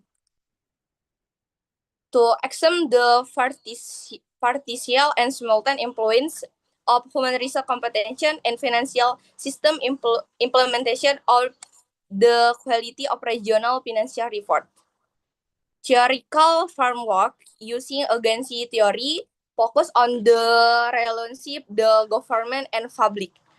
Research methodology population 186 BPKAD employees, sample 40 using purposive sampling, analysis tool SPSS 29 multiple linear regression. Variable, I have independent variable, human resource competition and implementation of financial accounting system, and the dependent variable quality of regional financial reports. Classical assumptions test normality distribution multicollinearity VIV understand no issue and heteroscedasticity no visible feature in star plot.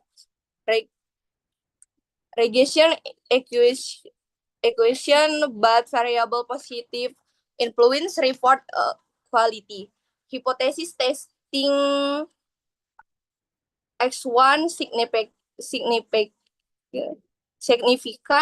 and X2 highly significant. The next discussion, human research competition, education, training, experience, exchange report quality, to accounting system, structure, implementation, ensure reliable financial data. Islamic economic perspective, number one, timely presentation relevant. Number two, truthful reverting reliability. Number three, fairness, comparability, and number four, complete presentation, understandability. The last conclusion, number one, human resource competition partially influence report quality. Number two, accounting system and stranger participle influence. And the last together, they significant affect report quality and BPKAD Bandar Lampung. Thank you, Miss, for your attention.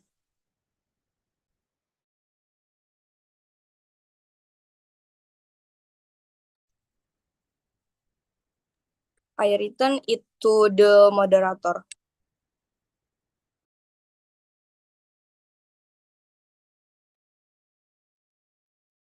Yeah, Tusia Lara, we are listening you.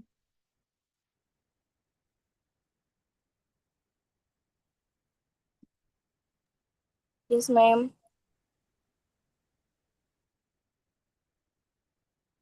Thank you so much for your presentation. And any question from the audience, from the presenters or the participants? Okay. Okay, the ID number 72 have already presented yesterday. So now we have the ID number 73, Associate Professor Dr. Lina with us to present. Dr. Lina, are you there? Yes, I'm here. Thank you so much, Dr. Lina. Dr. Thank Lina, you. now you can present. Thank you. Thank you.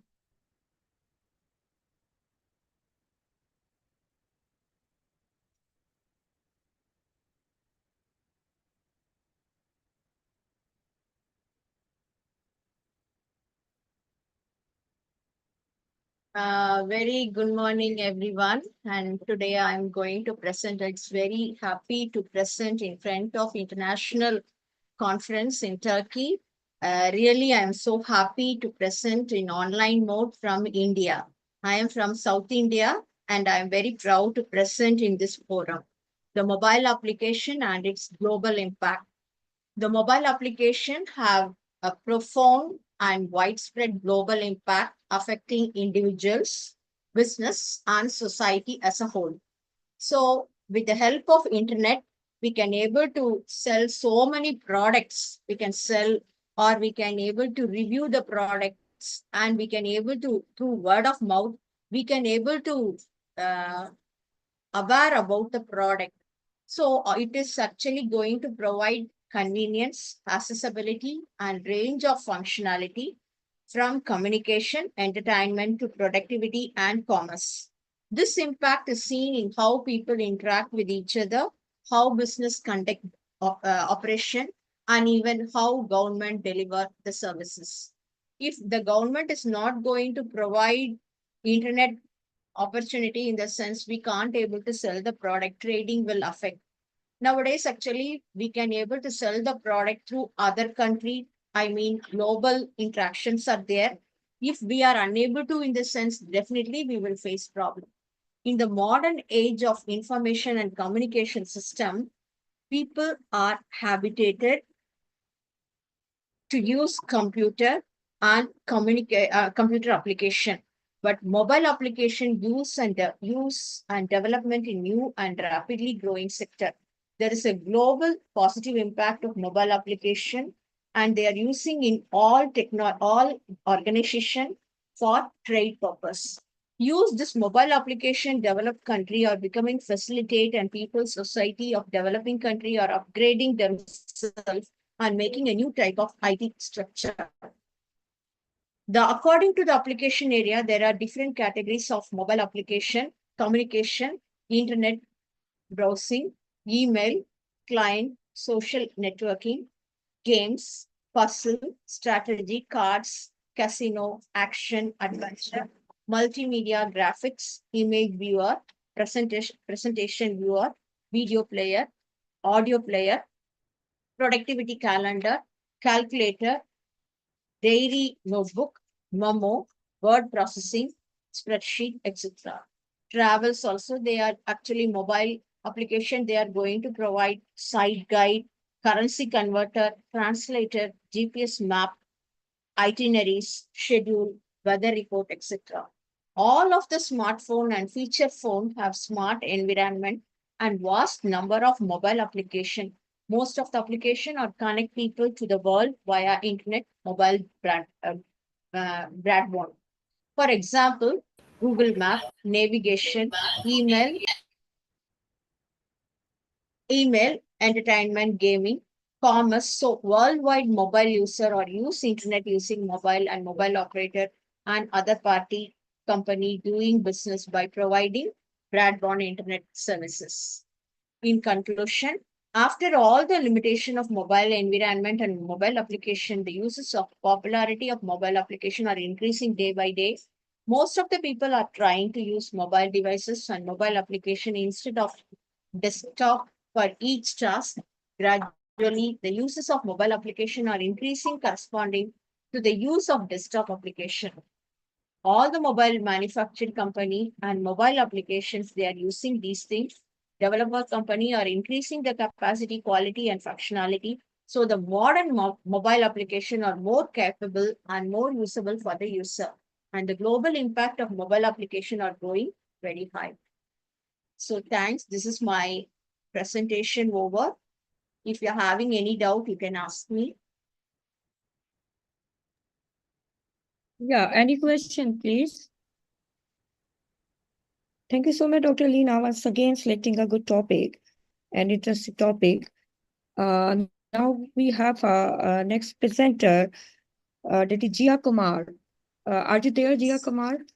Yes, that one is also our paper only from India. Actually, that particular person having a class. So I am Okay. presenting on behalf. Actually, we are having 72, 73, 75, 76, 74. These are the serial number. We have presented 72, 73. Now I'm going to present 76. Paper number 76. Okay. So Okay, thank again, you. once again, very good morning and Yeah, very you're most happy. welcome. Yeah. Thank you. So application of AI and human resource management. AI in human resource management, it's transforming various aspects of HR operation from recruitment, onboarding to employee development and retention, leading to increased efficiency, better decision making, and improved employee experience. Dr. AI Leena, it has a title, Application of AI on HRM. Am I correct? application of You AI. have to, you have to now present the analysis of customer satisfaction factor, which influence about Yes, so that's acceptance. already completed. Completed. Okay, fine. Okay, it has already completed also application of AI. Only this one only pending, 76. Okay, okay, fine. Continue, Okay. please. So the role of AI in human resource management has been steadily increasing, informing the way HR processes are carried out almost in all key of HRM. Due to the substantial volume of data to the organizational operation, workforce management, AI has been increasingly integrated into various operational HR procedures. This integrated aim to bolster the sustainable business framework as noted by adoption of AI in HR facilitator, easier access to highly skilled individual for the organization, leading to the efficient recruiting process. The intelligent AI technology offer a fresh approach to the personal management, enhancing overall company performance and presenting diverse opportunity for the performance management and AI training enable the organization to evolve into the knowledge-driven entity capable of catering personalized training need and enhancing the quality of learning. So here we actually frame 4 hypotheses. The research methodology we are using, descriptive study and non-probability sampling method, and again convenience sampling method. There is an impact of accuracy of time saving and cost reduction in selected IT companies. There is an impact of automation on time saving and cost reduction in selected IT company. There is an impact of computing power and capacity on time saving and cost reduction in selected IT company. There is an impact of real-time experience on saving and cost reduction in selected IT company. So this is the conceptual framework, how accuracy, automation, computation power and capacity, real-time experience and personalization, how is going to link with time saving and cost reduction. So the novel theory contribution of this theory is identified as various potential outcome of using AI technology across human resource management practice, accuracy, automation, computing, power, capacity, real-time experience, and personalization. Moreover, the research has developed and contributed an integrated model revealing relationship among whether the accuracy, automation, computing power, and capacity, real-time experience, and personalization cause time saving and cost reduction in selected IT company in Chennai city, that is in South India. The theoretical finding of the study shed light on the impact of various causal variables related to the AI adoption in HR management and outcome variable of time saving and cost reduction. The study highlights indicate the computing resources in IT company can hinder AI system for processing data and accurately, potentially leading to prolonged decision-making process AD, reduce the operational efficiency. Insufficient capacity might limit AI can able to handle complex tasks, resulting into missed operation for automatic labor-intensive process and optimizing resource allocation, such as limitation to crucially actually anticipated benefit of AI integration, including minimized cost and time saving. This is my paper. Actually, this paper, how application of AI in HR. This is my paper. If you're having any doubt, you can ask me.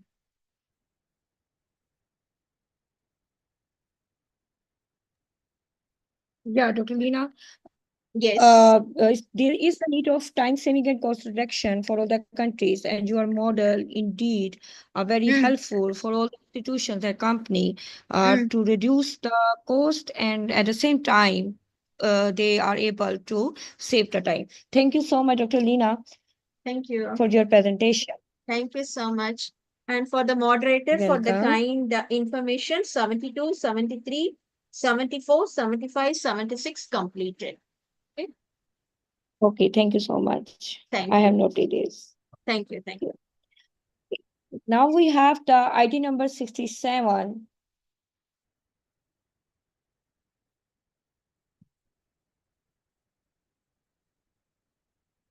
Inda Putri, Okay. are you ready? Okay. Would you like to share the PPT? Yes, I can share the PPT. Okay. You can share.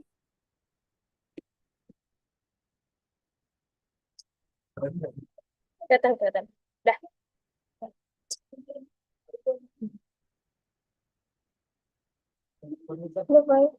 Assalamualaikum warahmatullahi wabarakatuh. Good afternoon, everyone. The Honorable all of the Committee and Presenter Principal, introduce myself. My name is Indah Tamara Putri from Radin Intan State Islamic University, Lampung. First of all, would like to express my sincere gratitude for the opportunity to stand before all of you today. It is an honor to share insight on very relevant topic, analysis of financial performance in the activity management unit of the Community Improvement Management Fund and Community Welfare. Okay, let me start screen. We're going to structure our presentation based on this outline: introduction, problem statement, risk method, research and discussion, and then suggestion. Poverty is a multi-phase issue that requires comprehensive efforts to address effectively. It is essential for tackle poverty from various angles and encompassing different aspects of community well-being and implement solutions in a cohesive manner. By empowering the community, it will create favorable circumstances to address individual needs, boost income, and exchange community capacity. This approach is also highly effective in addressing poverty issues in a sustainability and long-term manner. Nevertheless, poverty and inequality persist in rural areas, highlighting the significance of improvement in the National Community Improvement Program is one such implemented that can contribute to community improvement. Their activities were carried are the Activity Management Unit, which was established by a Pileg Deliberation Forum to manage the fund for PNPM Mandiri Rural, including community grants, funds, or revolving loan funds. Okay, next. The next is problem statement. Is the financial performance analysis of the management unit community empowerment trust fund activities affect community welfare in Banjar Agung District Tulang Bawang. Is financial performance analysis on the community empowerment to fund activity management unit community empowerment to fund activities Yuvika the IPM influence on community welfare in Banjar Agung District Tulang Bawang region in an Islamic perspective. Next. Okay, the next is research method. This research was mixed method research. The task source USD in this research were primary data and secondary data. Based on the population of the women special shipping and loan group, with consistent of 25 group, the research interview and group leader. Report the sample in this study amounted to 25 people. The data collection technique use several documentation served and also an questionnaire give to respond using only card scale to menu response answer. Next, the next is research and discussion. The influence of financial performance in the community environment trust activity management unit on community welfare in Banjar Agung District, Tulang Bawang Regency. Based on the research of the hypothesis thus above, it can be seen that significant less than 0.05, it can be concluded that the financial performance variable in the activity management unit of the community environment trust fund has an effect of financial performance of the community environment to trust fund activity management unit. The assessment of financial performance involves and evaluating the company address to financial regulation. Next. Okay. And the last is suggestion. Based on the research, it can be concluded that the healthy of the IVM UPK Banjar Agung District, Lambawang region in 2025 is fairly healthy, with a healthy score of 63.54. So it can be concluded that the financial performance variable in the activity management unit or UPK of the community environment trust fund has an effect on community welfare. Okay, next. Okay, thank you very much. Over to you, Miss. Thank you so much, Inta Putri, for your valuable topic, and it's enhanced really our knowledge. Now we have the next presenter having the ID 80, session 12, Maya.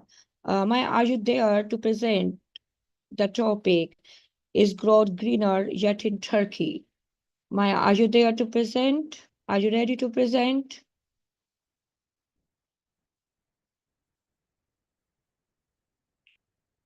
ID number 80, Maya. The topic is growth greener yet in Turkey?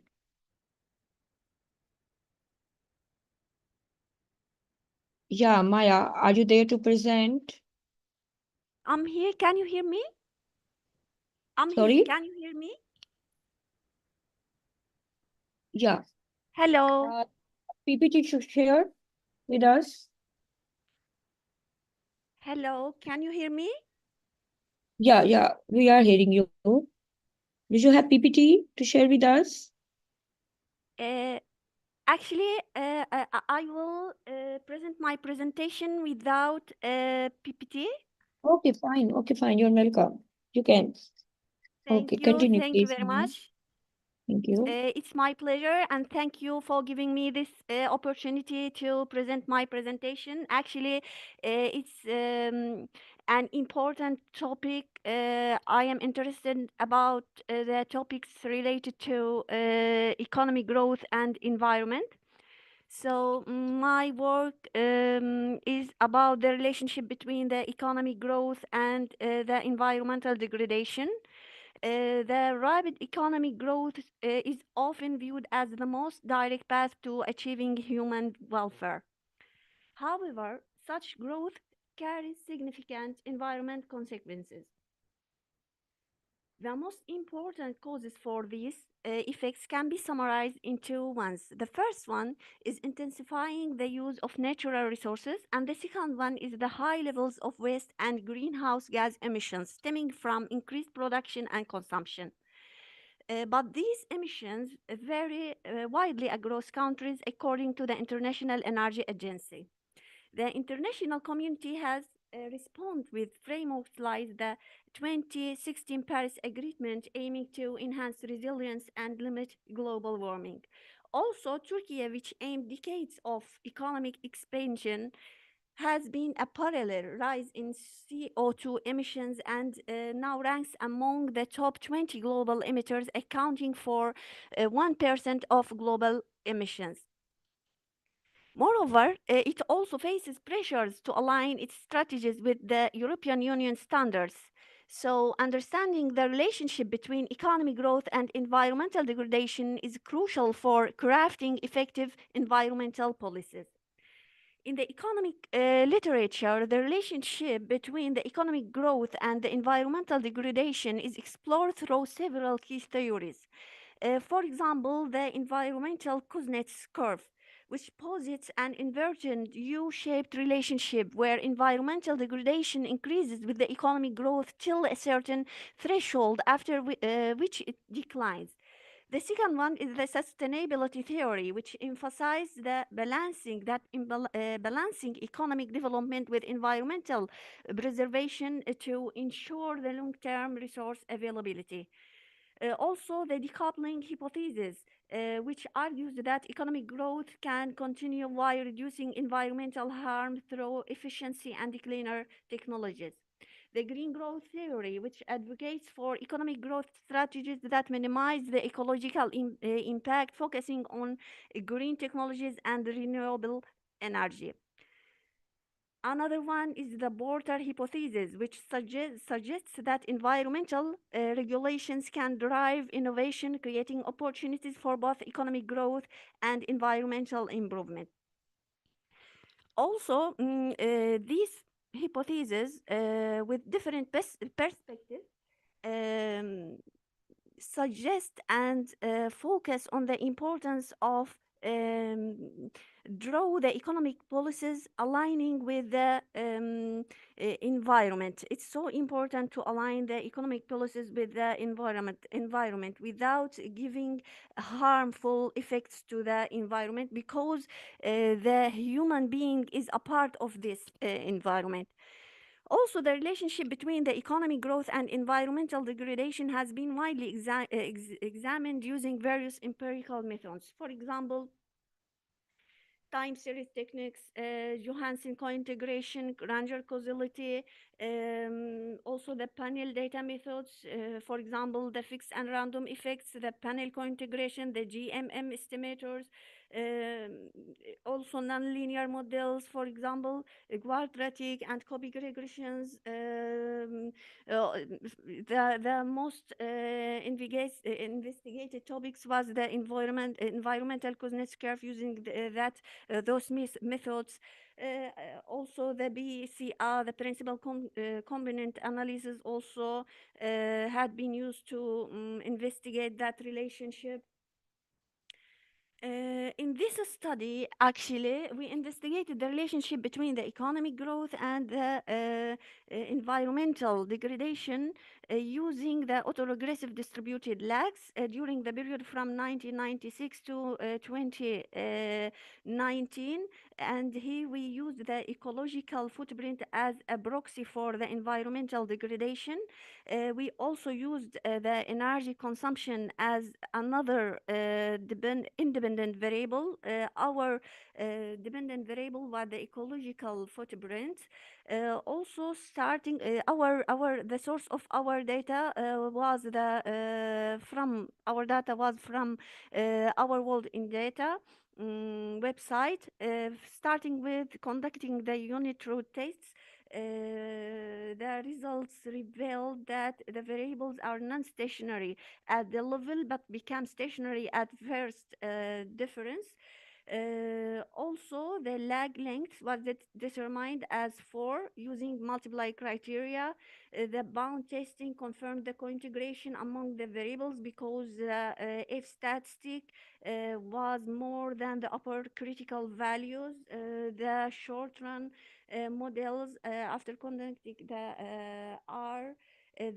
ARDL tests, we find that changes in GDP and energy consumption significantly influence the ecological footprint, and particularly the energy consumption has a strong positive effect. The long run relationship also is positive. We also conducted the diagnostic tests to confirm that the model is free from serial correlation and the specification errors. So according to or based on these results, we can make recommendations for policymakers.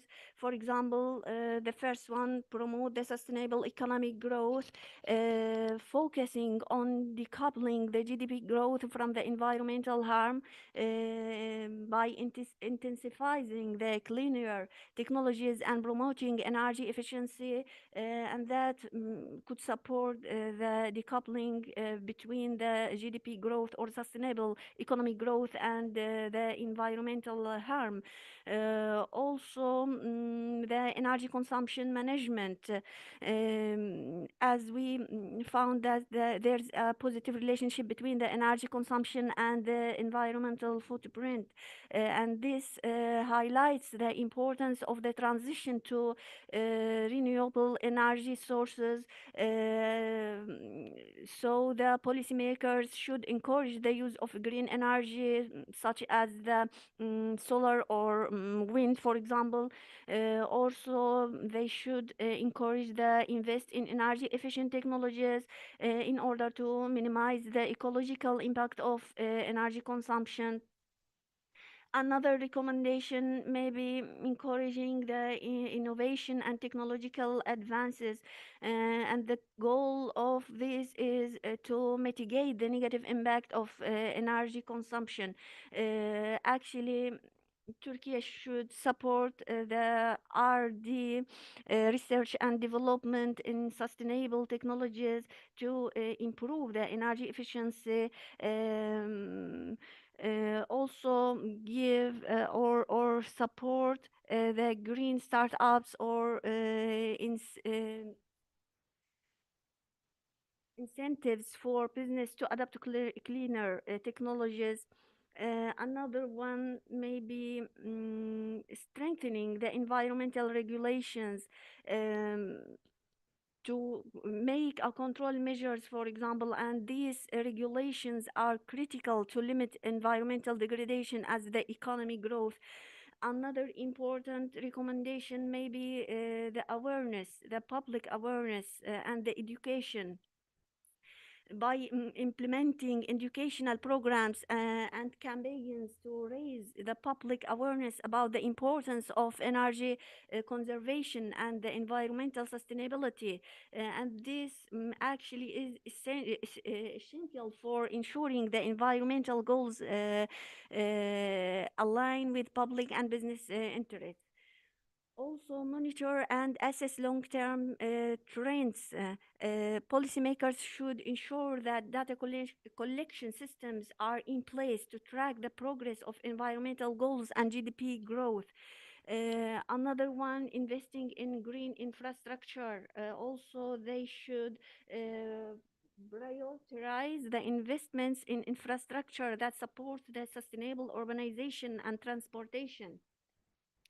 Such investments not only reduce the environmental footprints, but also promote long-term economic sustainability and resilience and adaptation to climate change. Is this enough to enhance sustainability in Turkey? Actually, policymakers should adopt an integrated approach that aligns economic growth with environmental protection through policies that intensifies green energy, carbon pricing, and the transition to a circular economy with the necessary structural changes. Also strengthening the data transparency for informed decision making and empowering local governments to implement region-specific solutions. And this is a key steps to achieving sustainable development. Finally, the government should encourage the adoption of low carbon technologies and promote environmentally responsible practices across sectors to minimize the ecological footprints. And another future study, I advise for future studies to take another variables into consideration to investigate this relationship in order to increase the well-being concomitant with preserve the environment. And thank you for your attention.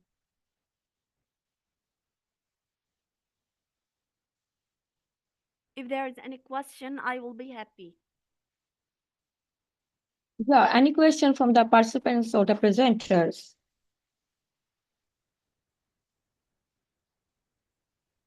Yeah, Maya, you have also chosen a very good topic because green environment is the need of for all the country for the growth, sustainability, and it's really a great issue. And all the countries are really striving to have a green environment in their countries, and even Yeah. they are now working to have this. Okay, thank you so much, Maya, once again. Do we have Dr. Ifanul Haq, ID number 86, having the topic, the role of influence on trades and forward fate?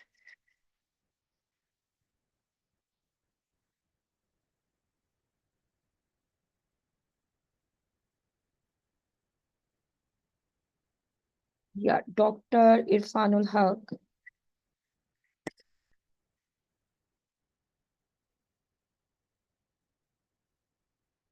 Okay, he is just joining us in 2 minutes. Let's see, we have another presenter, Associate Professor Dr. Shirbaz Khan, ID number 87.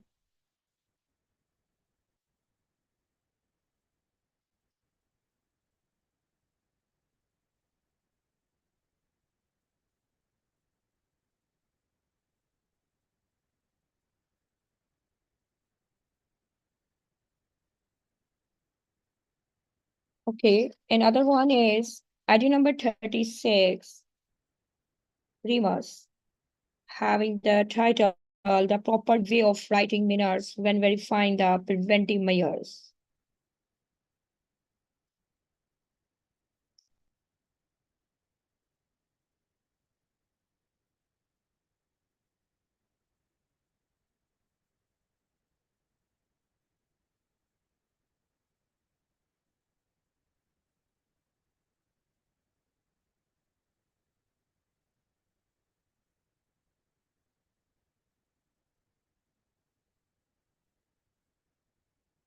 Okay, we have ID number 40,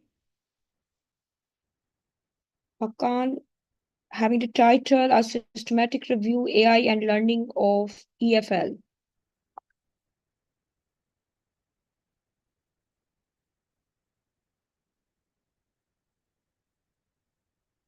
Dr. Fanul Haq, are you there to present?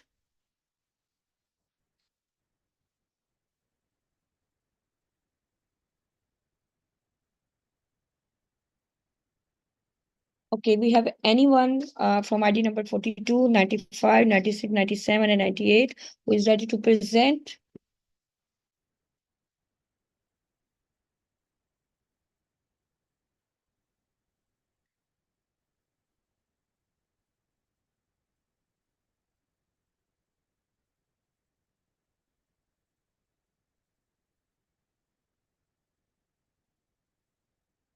Presenters are joining in some seconds.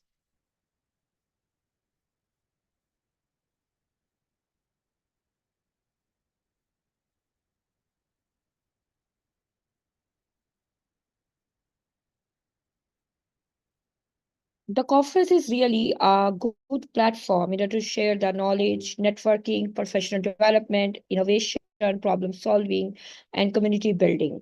It really, in real sense, provides us awareness and advocacy. So we have the different researchers, different presenters who have shared the knowledge, and they have provided us a new pathway for the research purposes.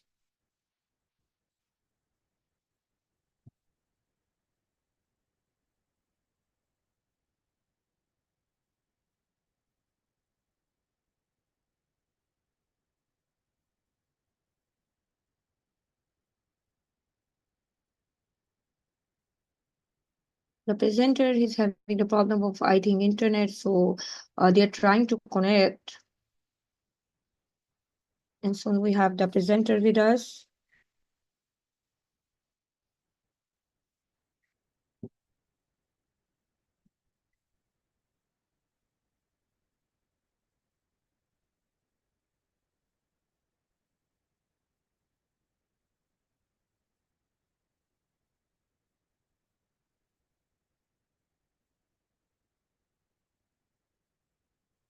Yeah, we have Dr. Shabazz Khan. Dr. Shabazz Khan, Yes. are you ready to present? Yes, ma'am, I'm here. Apologies for the delay. Yeah. Would you like to share the PPT or would you like to present without PPT? I can use the PPT if you can allow me to share. Yeah, I'm sharing. you can start. Sure. Just give me a second. Thank you. Thank you. You can continue. Is the screen visible now?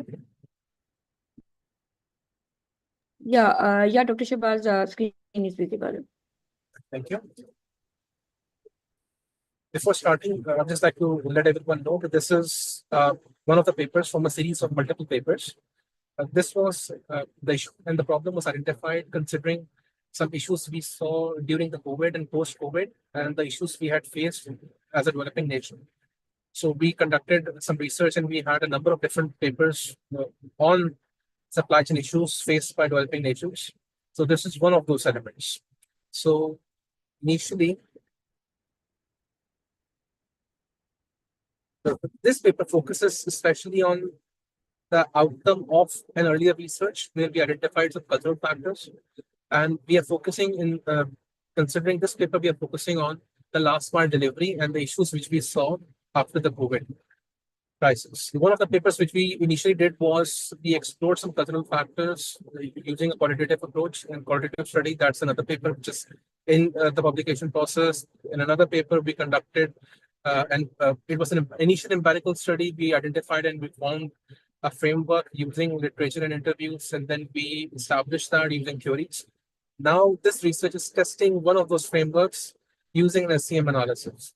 There is another paper which is actually working using the outcome of this research, and we are making a simulated model. So I will touch that in the end, basically. We have seen the COVID was one of the best example in which we saw the importance of supply chain and effective supply chain. It is one of the best, but not the only example. We have seen this in the Second World War, where the American troops in Germany had better logistics, they had better availability of services, they had availability to cakes, which German people did not have within their own countries. So we know how important supply chain is. COVID was a wake-up call, and it showed us how important it was. We have seen how many businesses were affected by that. Now we have seen a trend in which supply chain is being given more important.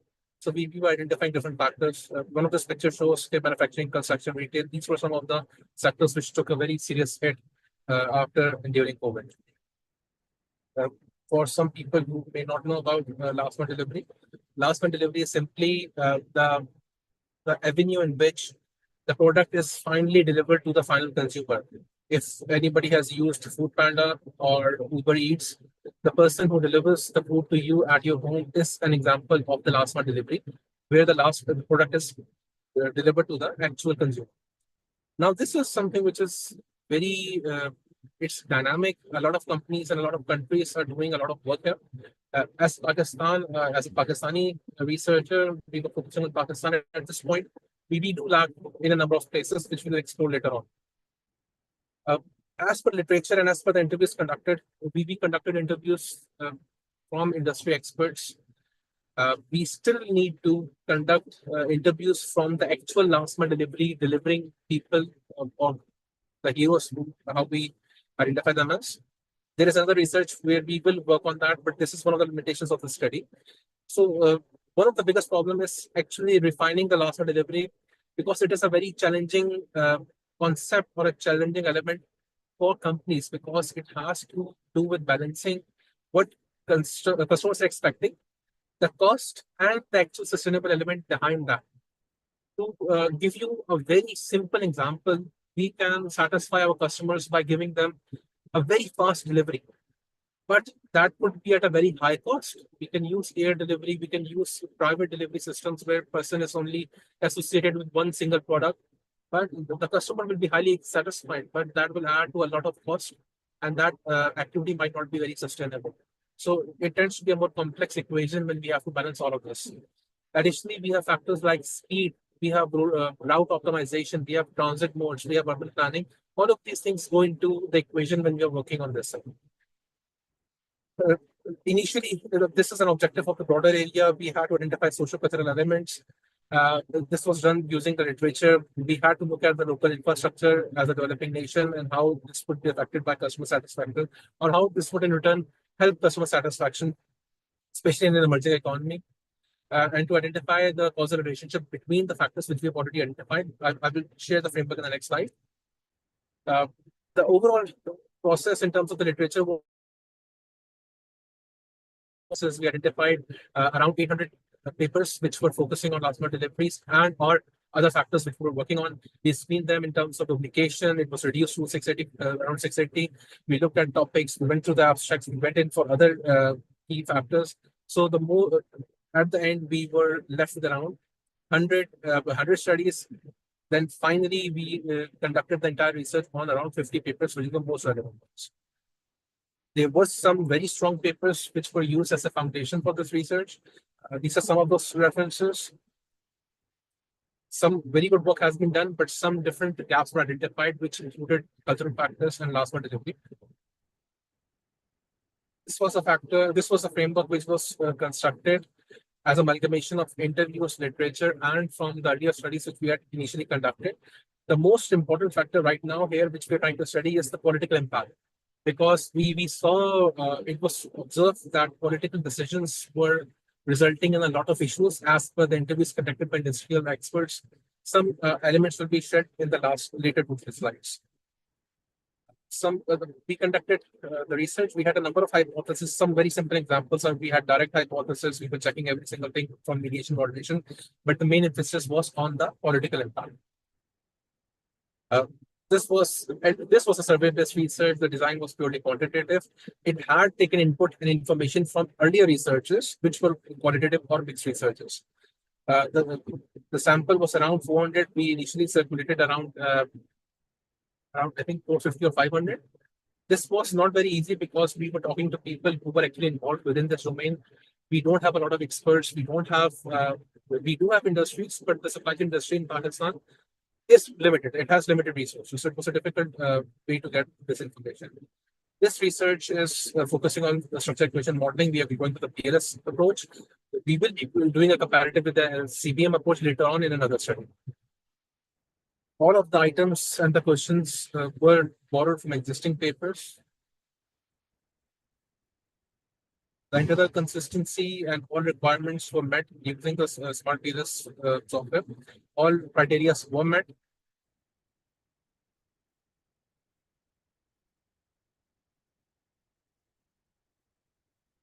In terms of the Pakistani market, this is data from Pakistan. We have done it in China also, but that is not a developing economy, so we have not included the data here. One of the hypotheses which was rejected, I think it was the facility technology.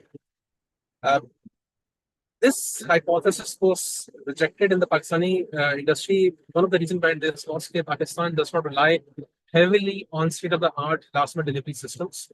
We still use the older motorcycle delivery system or the vehicle or the normal carbon-emitting vehicles. So you don't need very high-end facilities to support those kind of vehicles. If you look at Europe or you look at other developed nations, we see extensive infrastructure, electric vehicles. Even the 18-wheelers right now are being converted to electric 18-wheelers. And that really needs a very heavy investment in terms of facility. Because in terms of 18-wheelers, the entire batteries, which are around the size of 2 sedans, are replaced using the machines and the cranes which are available in those facilities. So it's a special built facility. So that was not very significant here. Other factors which were identified were relatively significant, which showed the importance or the, I would say, relevance of those factors. If we look at this framework, the values on the lines are basically the betas. Two of the betas, if you look at facility technology, it's negative, but it's again not significant. If you look at delivery time, it's also negative. One of the reasons behind this is in Pakistan, Daraz is a very strong e-commerce platform. It initially initiated a 2-day or 3-day delivery services, and it was very popular. But slowly, they saw that the cost of the company was increasing, the cost of the product was increasing, the final consumer satisfaction started to decline. So they had to increase the delivery time. Now, the delivery time which they're offering right now is around 3 to 7 days. which as per their operations is more realistic, it's more practical. So the current situation showed that delivery time was more of a negative factor within the Pakistani context. As per interviews and the literature we have seen, the political factor plays a very significant role.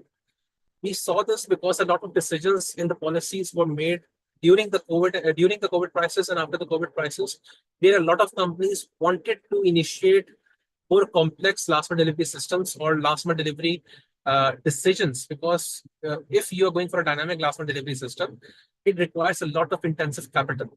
These are big decisions. Companies, even though if they're willing, are more hesitant because they are not very satisfied or they're not very confident if the government will support them, or another decision might be taken which might affect that investment.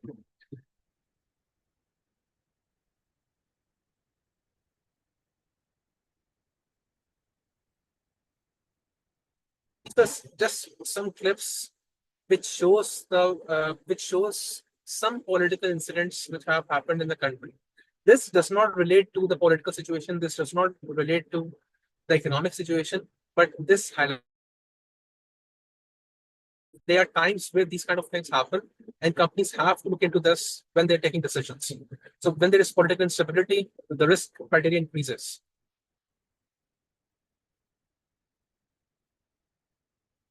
As per literature, as per detailed information from the experts, it was seen that efficient last mile delivery does contribute to economic stability. It helps in managing costs and fostering customer intentions. This is information from Daraz also. They are one of the biggest e-commerce platforms in Pakistan at this point. Green mile delivery does reduce environmental impact because there's a lot of carbon emission linked with this industry. Creating sustainable practices in last mile delivery, we do see there's a multidimensional approach to this, where sustainability and economic factors and environmental factors can be considered.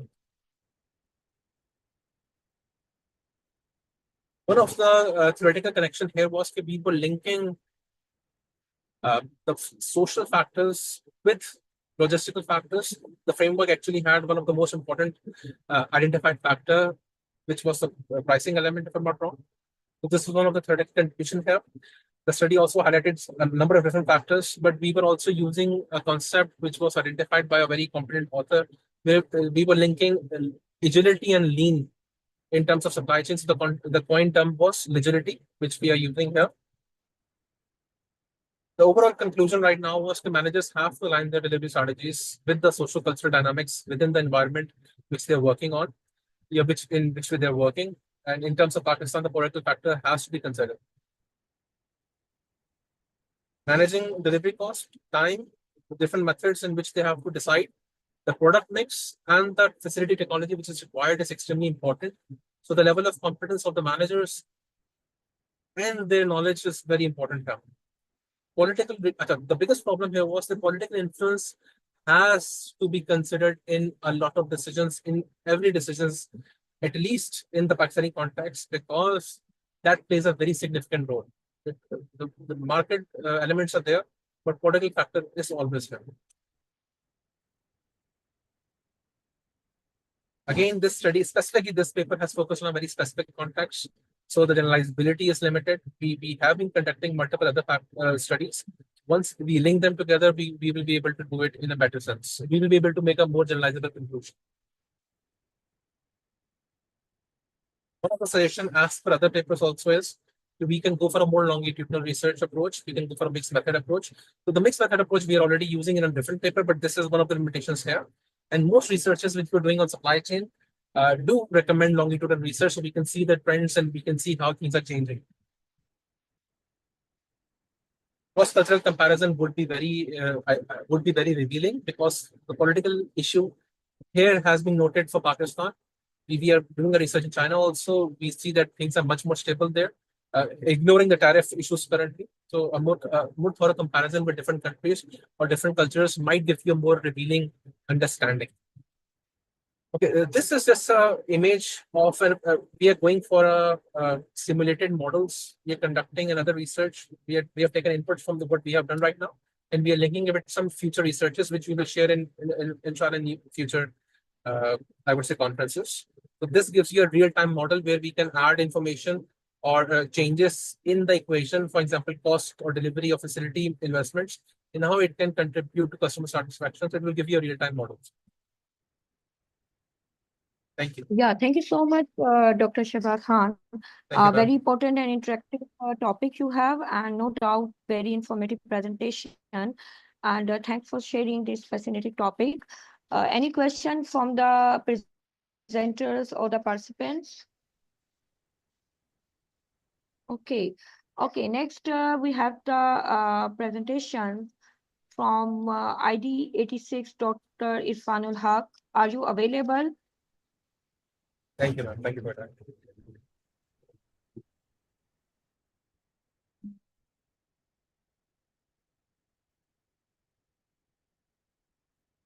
I think he is not there.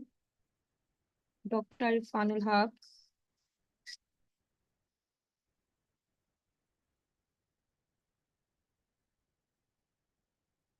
He was saying that he was joining in 2 minutes. He was. I'm messaging him just in case he doesn't join. Please continue. I'm trying to coordinate with him right now. He hasn't responded at this point.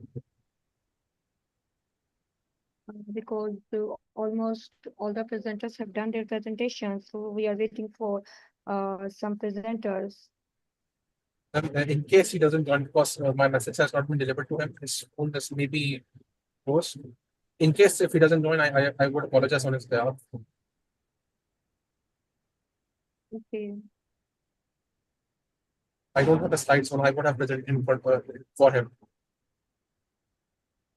Okay, can you communicate a message to him? Sure, ma'am. So that we to wrap up the conference. We don't have Dr. Irfanul Haq, Dr. Rimas, Hakan, Andre, Victor, Lopez, Roberto, Andres, Montens, Andres, and Andres, Michael. They have the topic like Dr. Irfanul have the topic, the role of influencer trace and followers fit in shaping consumer purchase behavior in luxury fashion, and SME-based analysis from emerging market. So we are waiting for you. And the next ID 36, having the title, The Proper Way of Writing Minors When Verifying the Preventing Measures.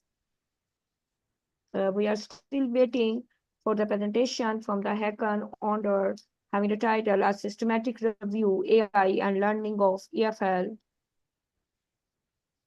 The presenter of ID 42, Victor, Enhancing Research and Learning in Social Science Education through Instructional Technology, Best Practices and Emerging Trends. We are waiting for you as well.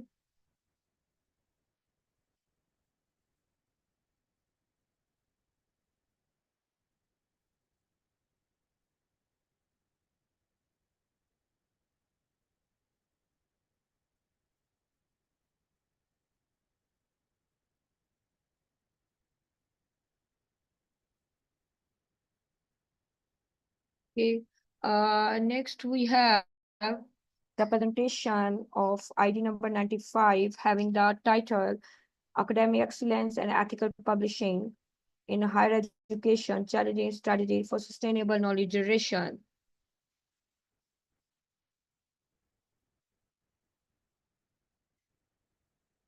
Next ID is of 96. We are waiting for the presenter of ID 96, Andres Soto, having the title Academic Excellence and Ethical Publishing in Higher Education. Next ID is 97, William Montes Andres, presenter, having the title Proposal Model for the Categorization of Academic in Higher Education Institution. We are waiting for the presenter of ID 98, Andres Soto Robot, Michael, having the title Mining at the Crossroad, Challenges and Strategies to Lead an Energy Transition. You all are kindly requested to join the link Otherwise, we have to wrap up the conference.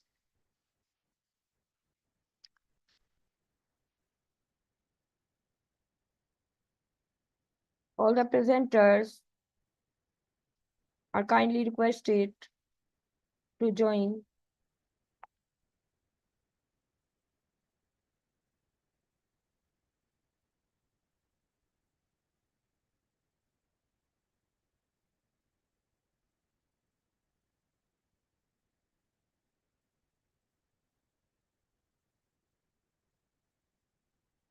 Eight presenters are still there that they have to present, and we are waiting for their presentation.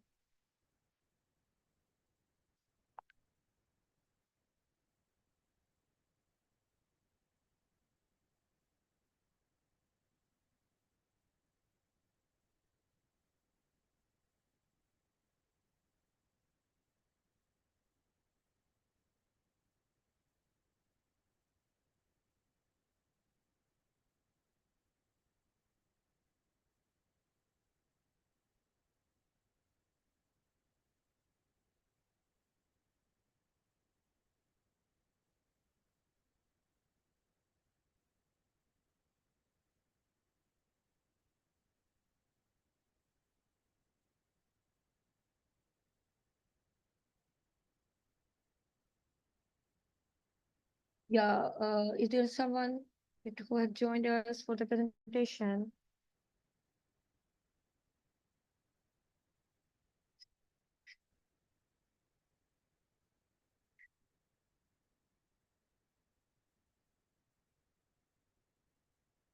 Okay, then we have a break of 10 minutes, and after the 10 minutes, we will rejoin.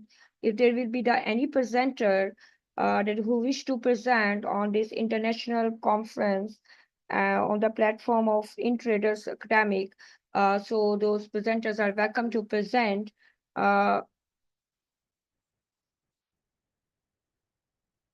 So after having a break of 10 minutes, we will again join the Zoom link to continue with our other presenters.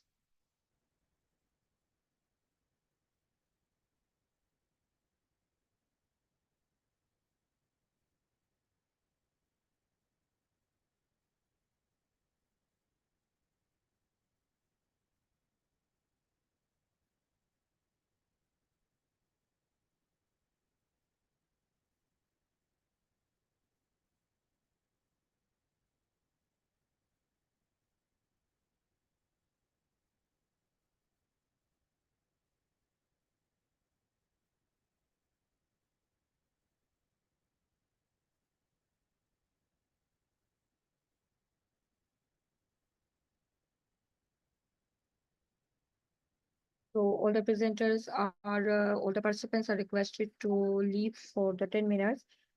And after that, we will again join this meeting.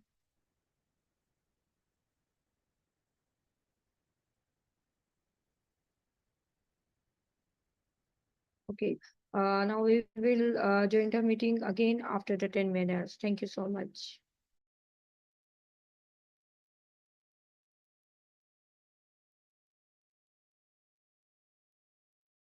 Okay, thank you very much, Dr. Mariam. You have handled this technical session. And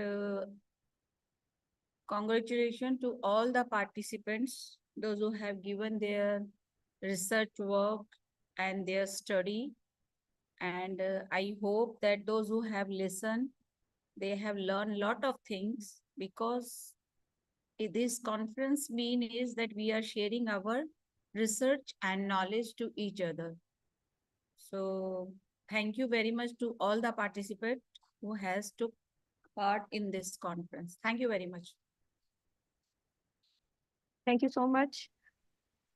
Really, I have a great experience of handling this conference, and no doubt I really appreciate the cooperation from Professor Dr. Rashmi, Mr. Kusrat, Asina, and the presenters added to our limited knowledge, and we really appreciate the participants and everyone who made this conference successful. Wishing you all a wonderful future. May you contribute and continue to grow and thrive. Stay blessed and take care, all of you. Thank you. Thank you very much. Thank you.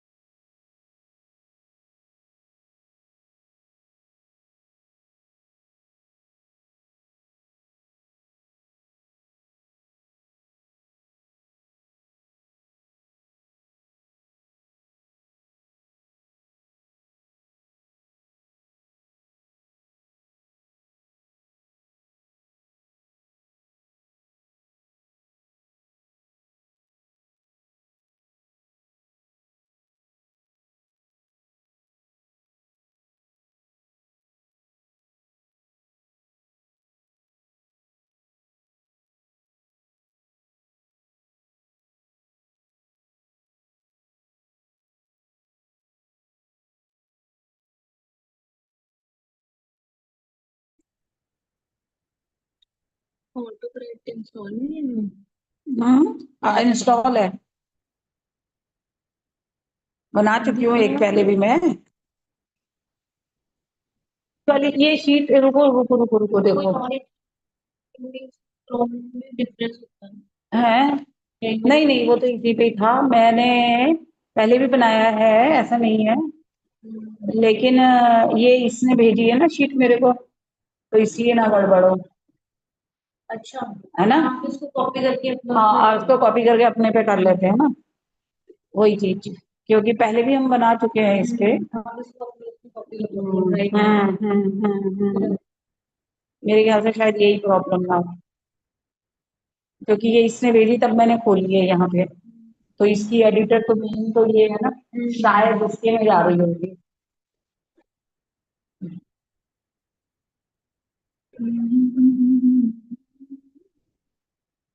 चलो उठा लेते हैं यहाँ पे।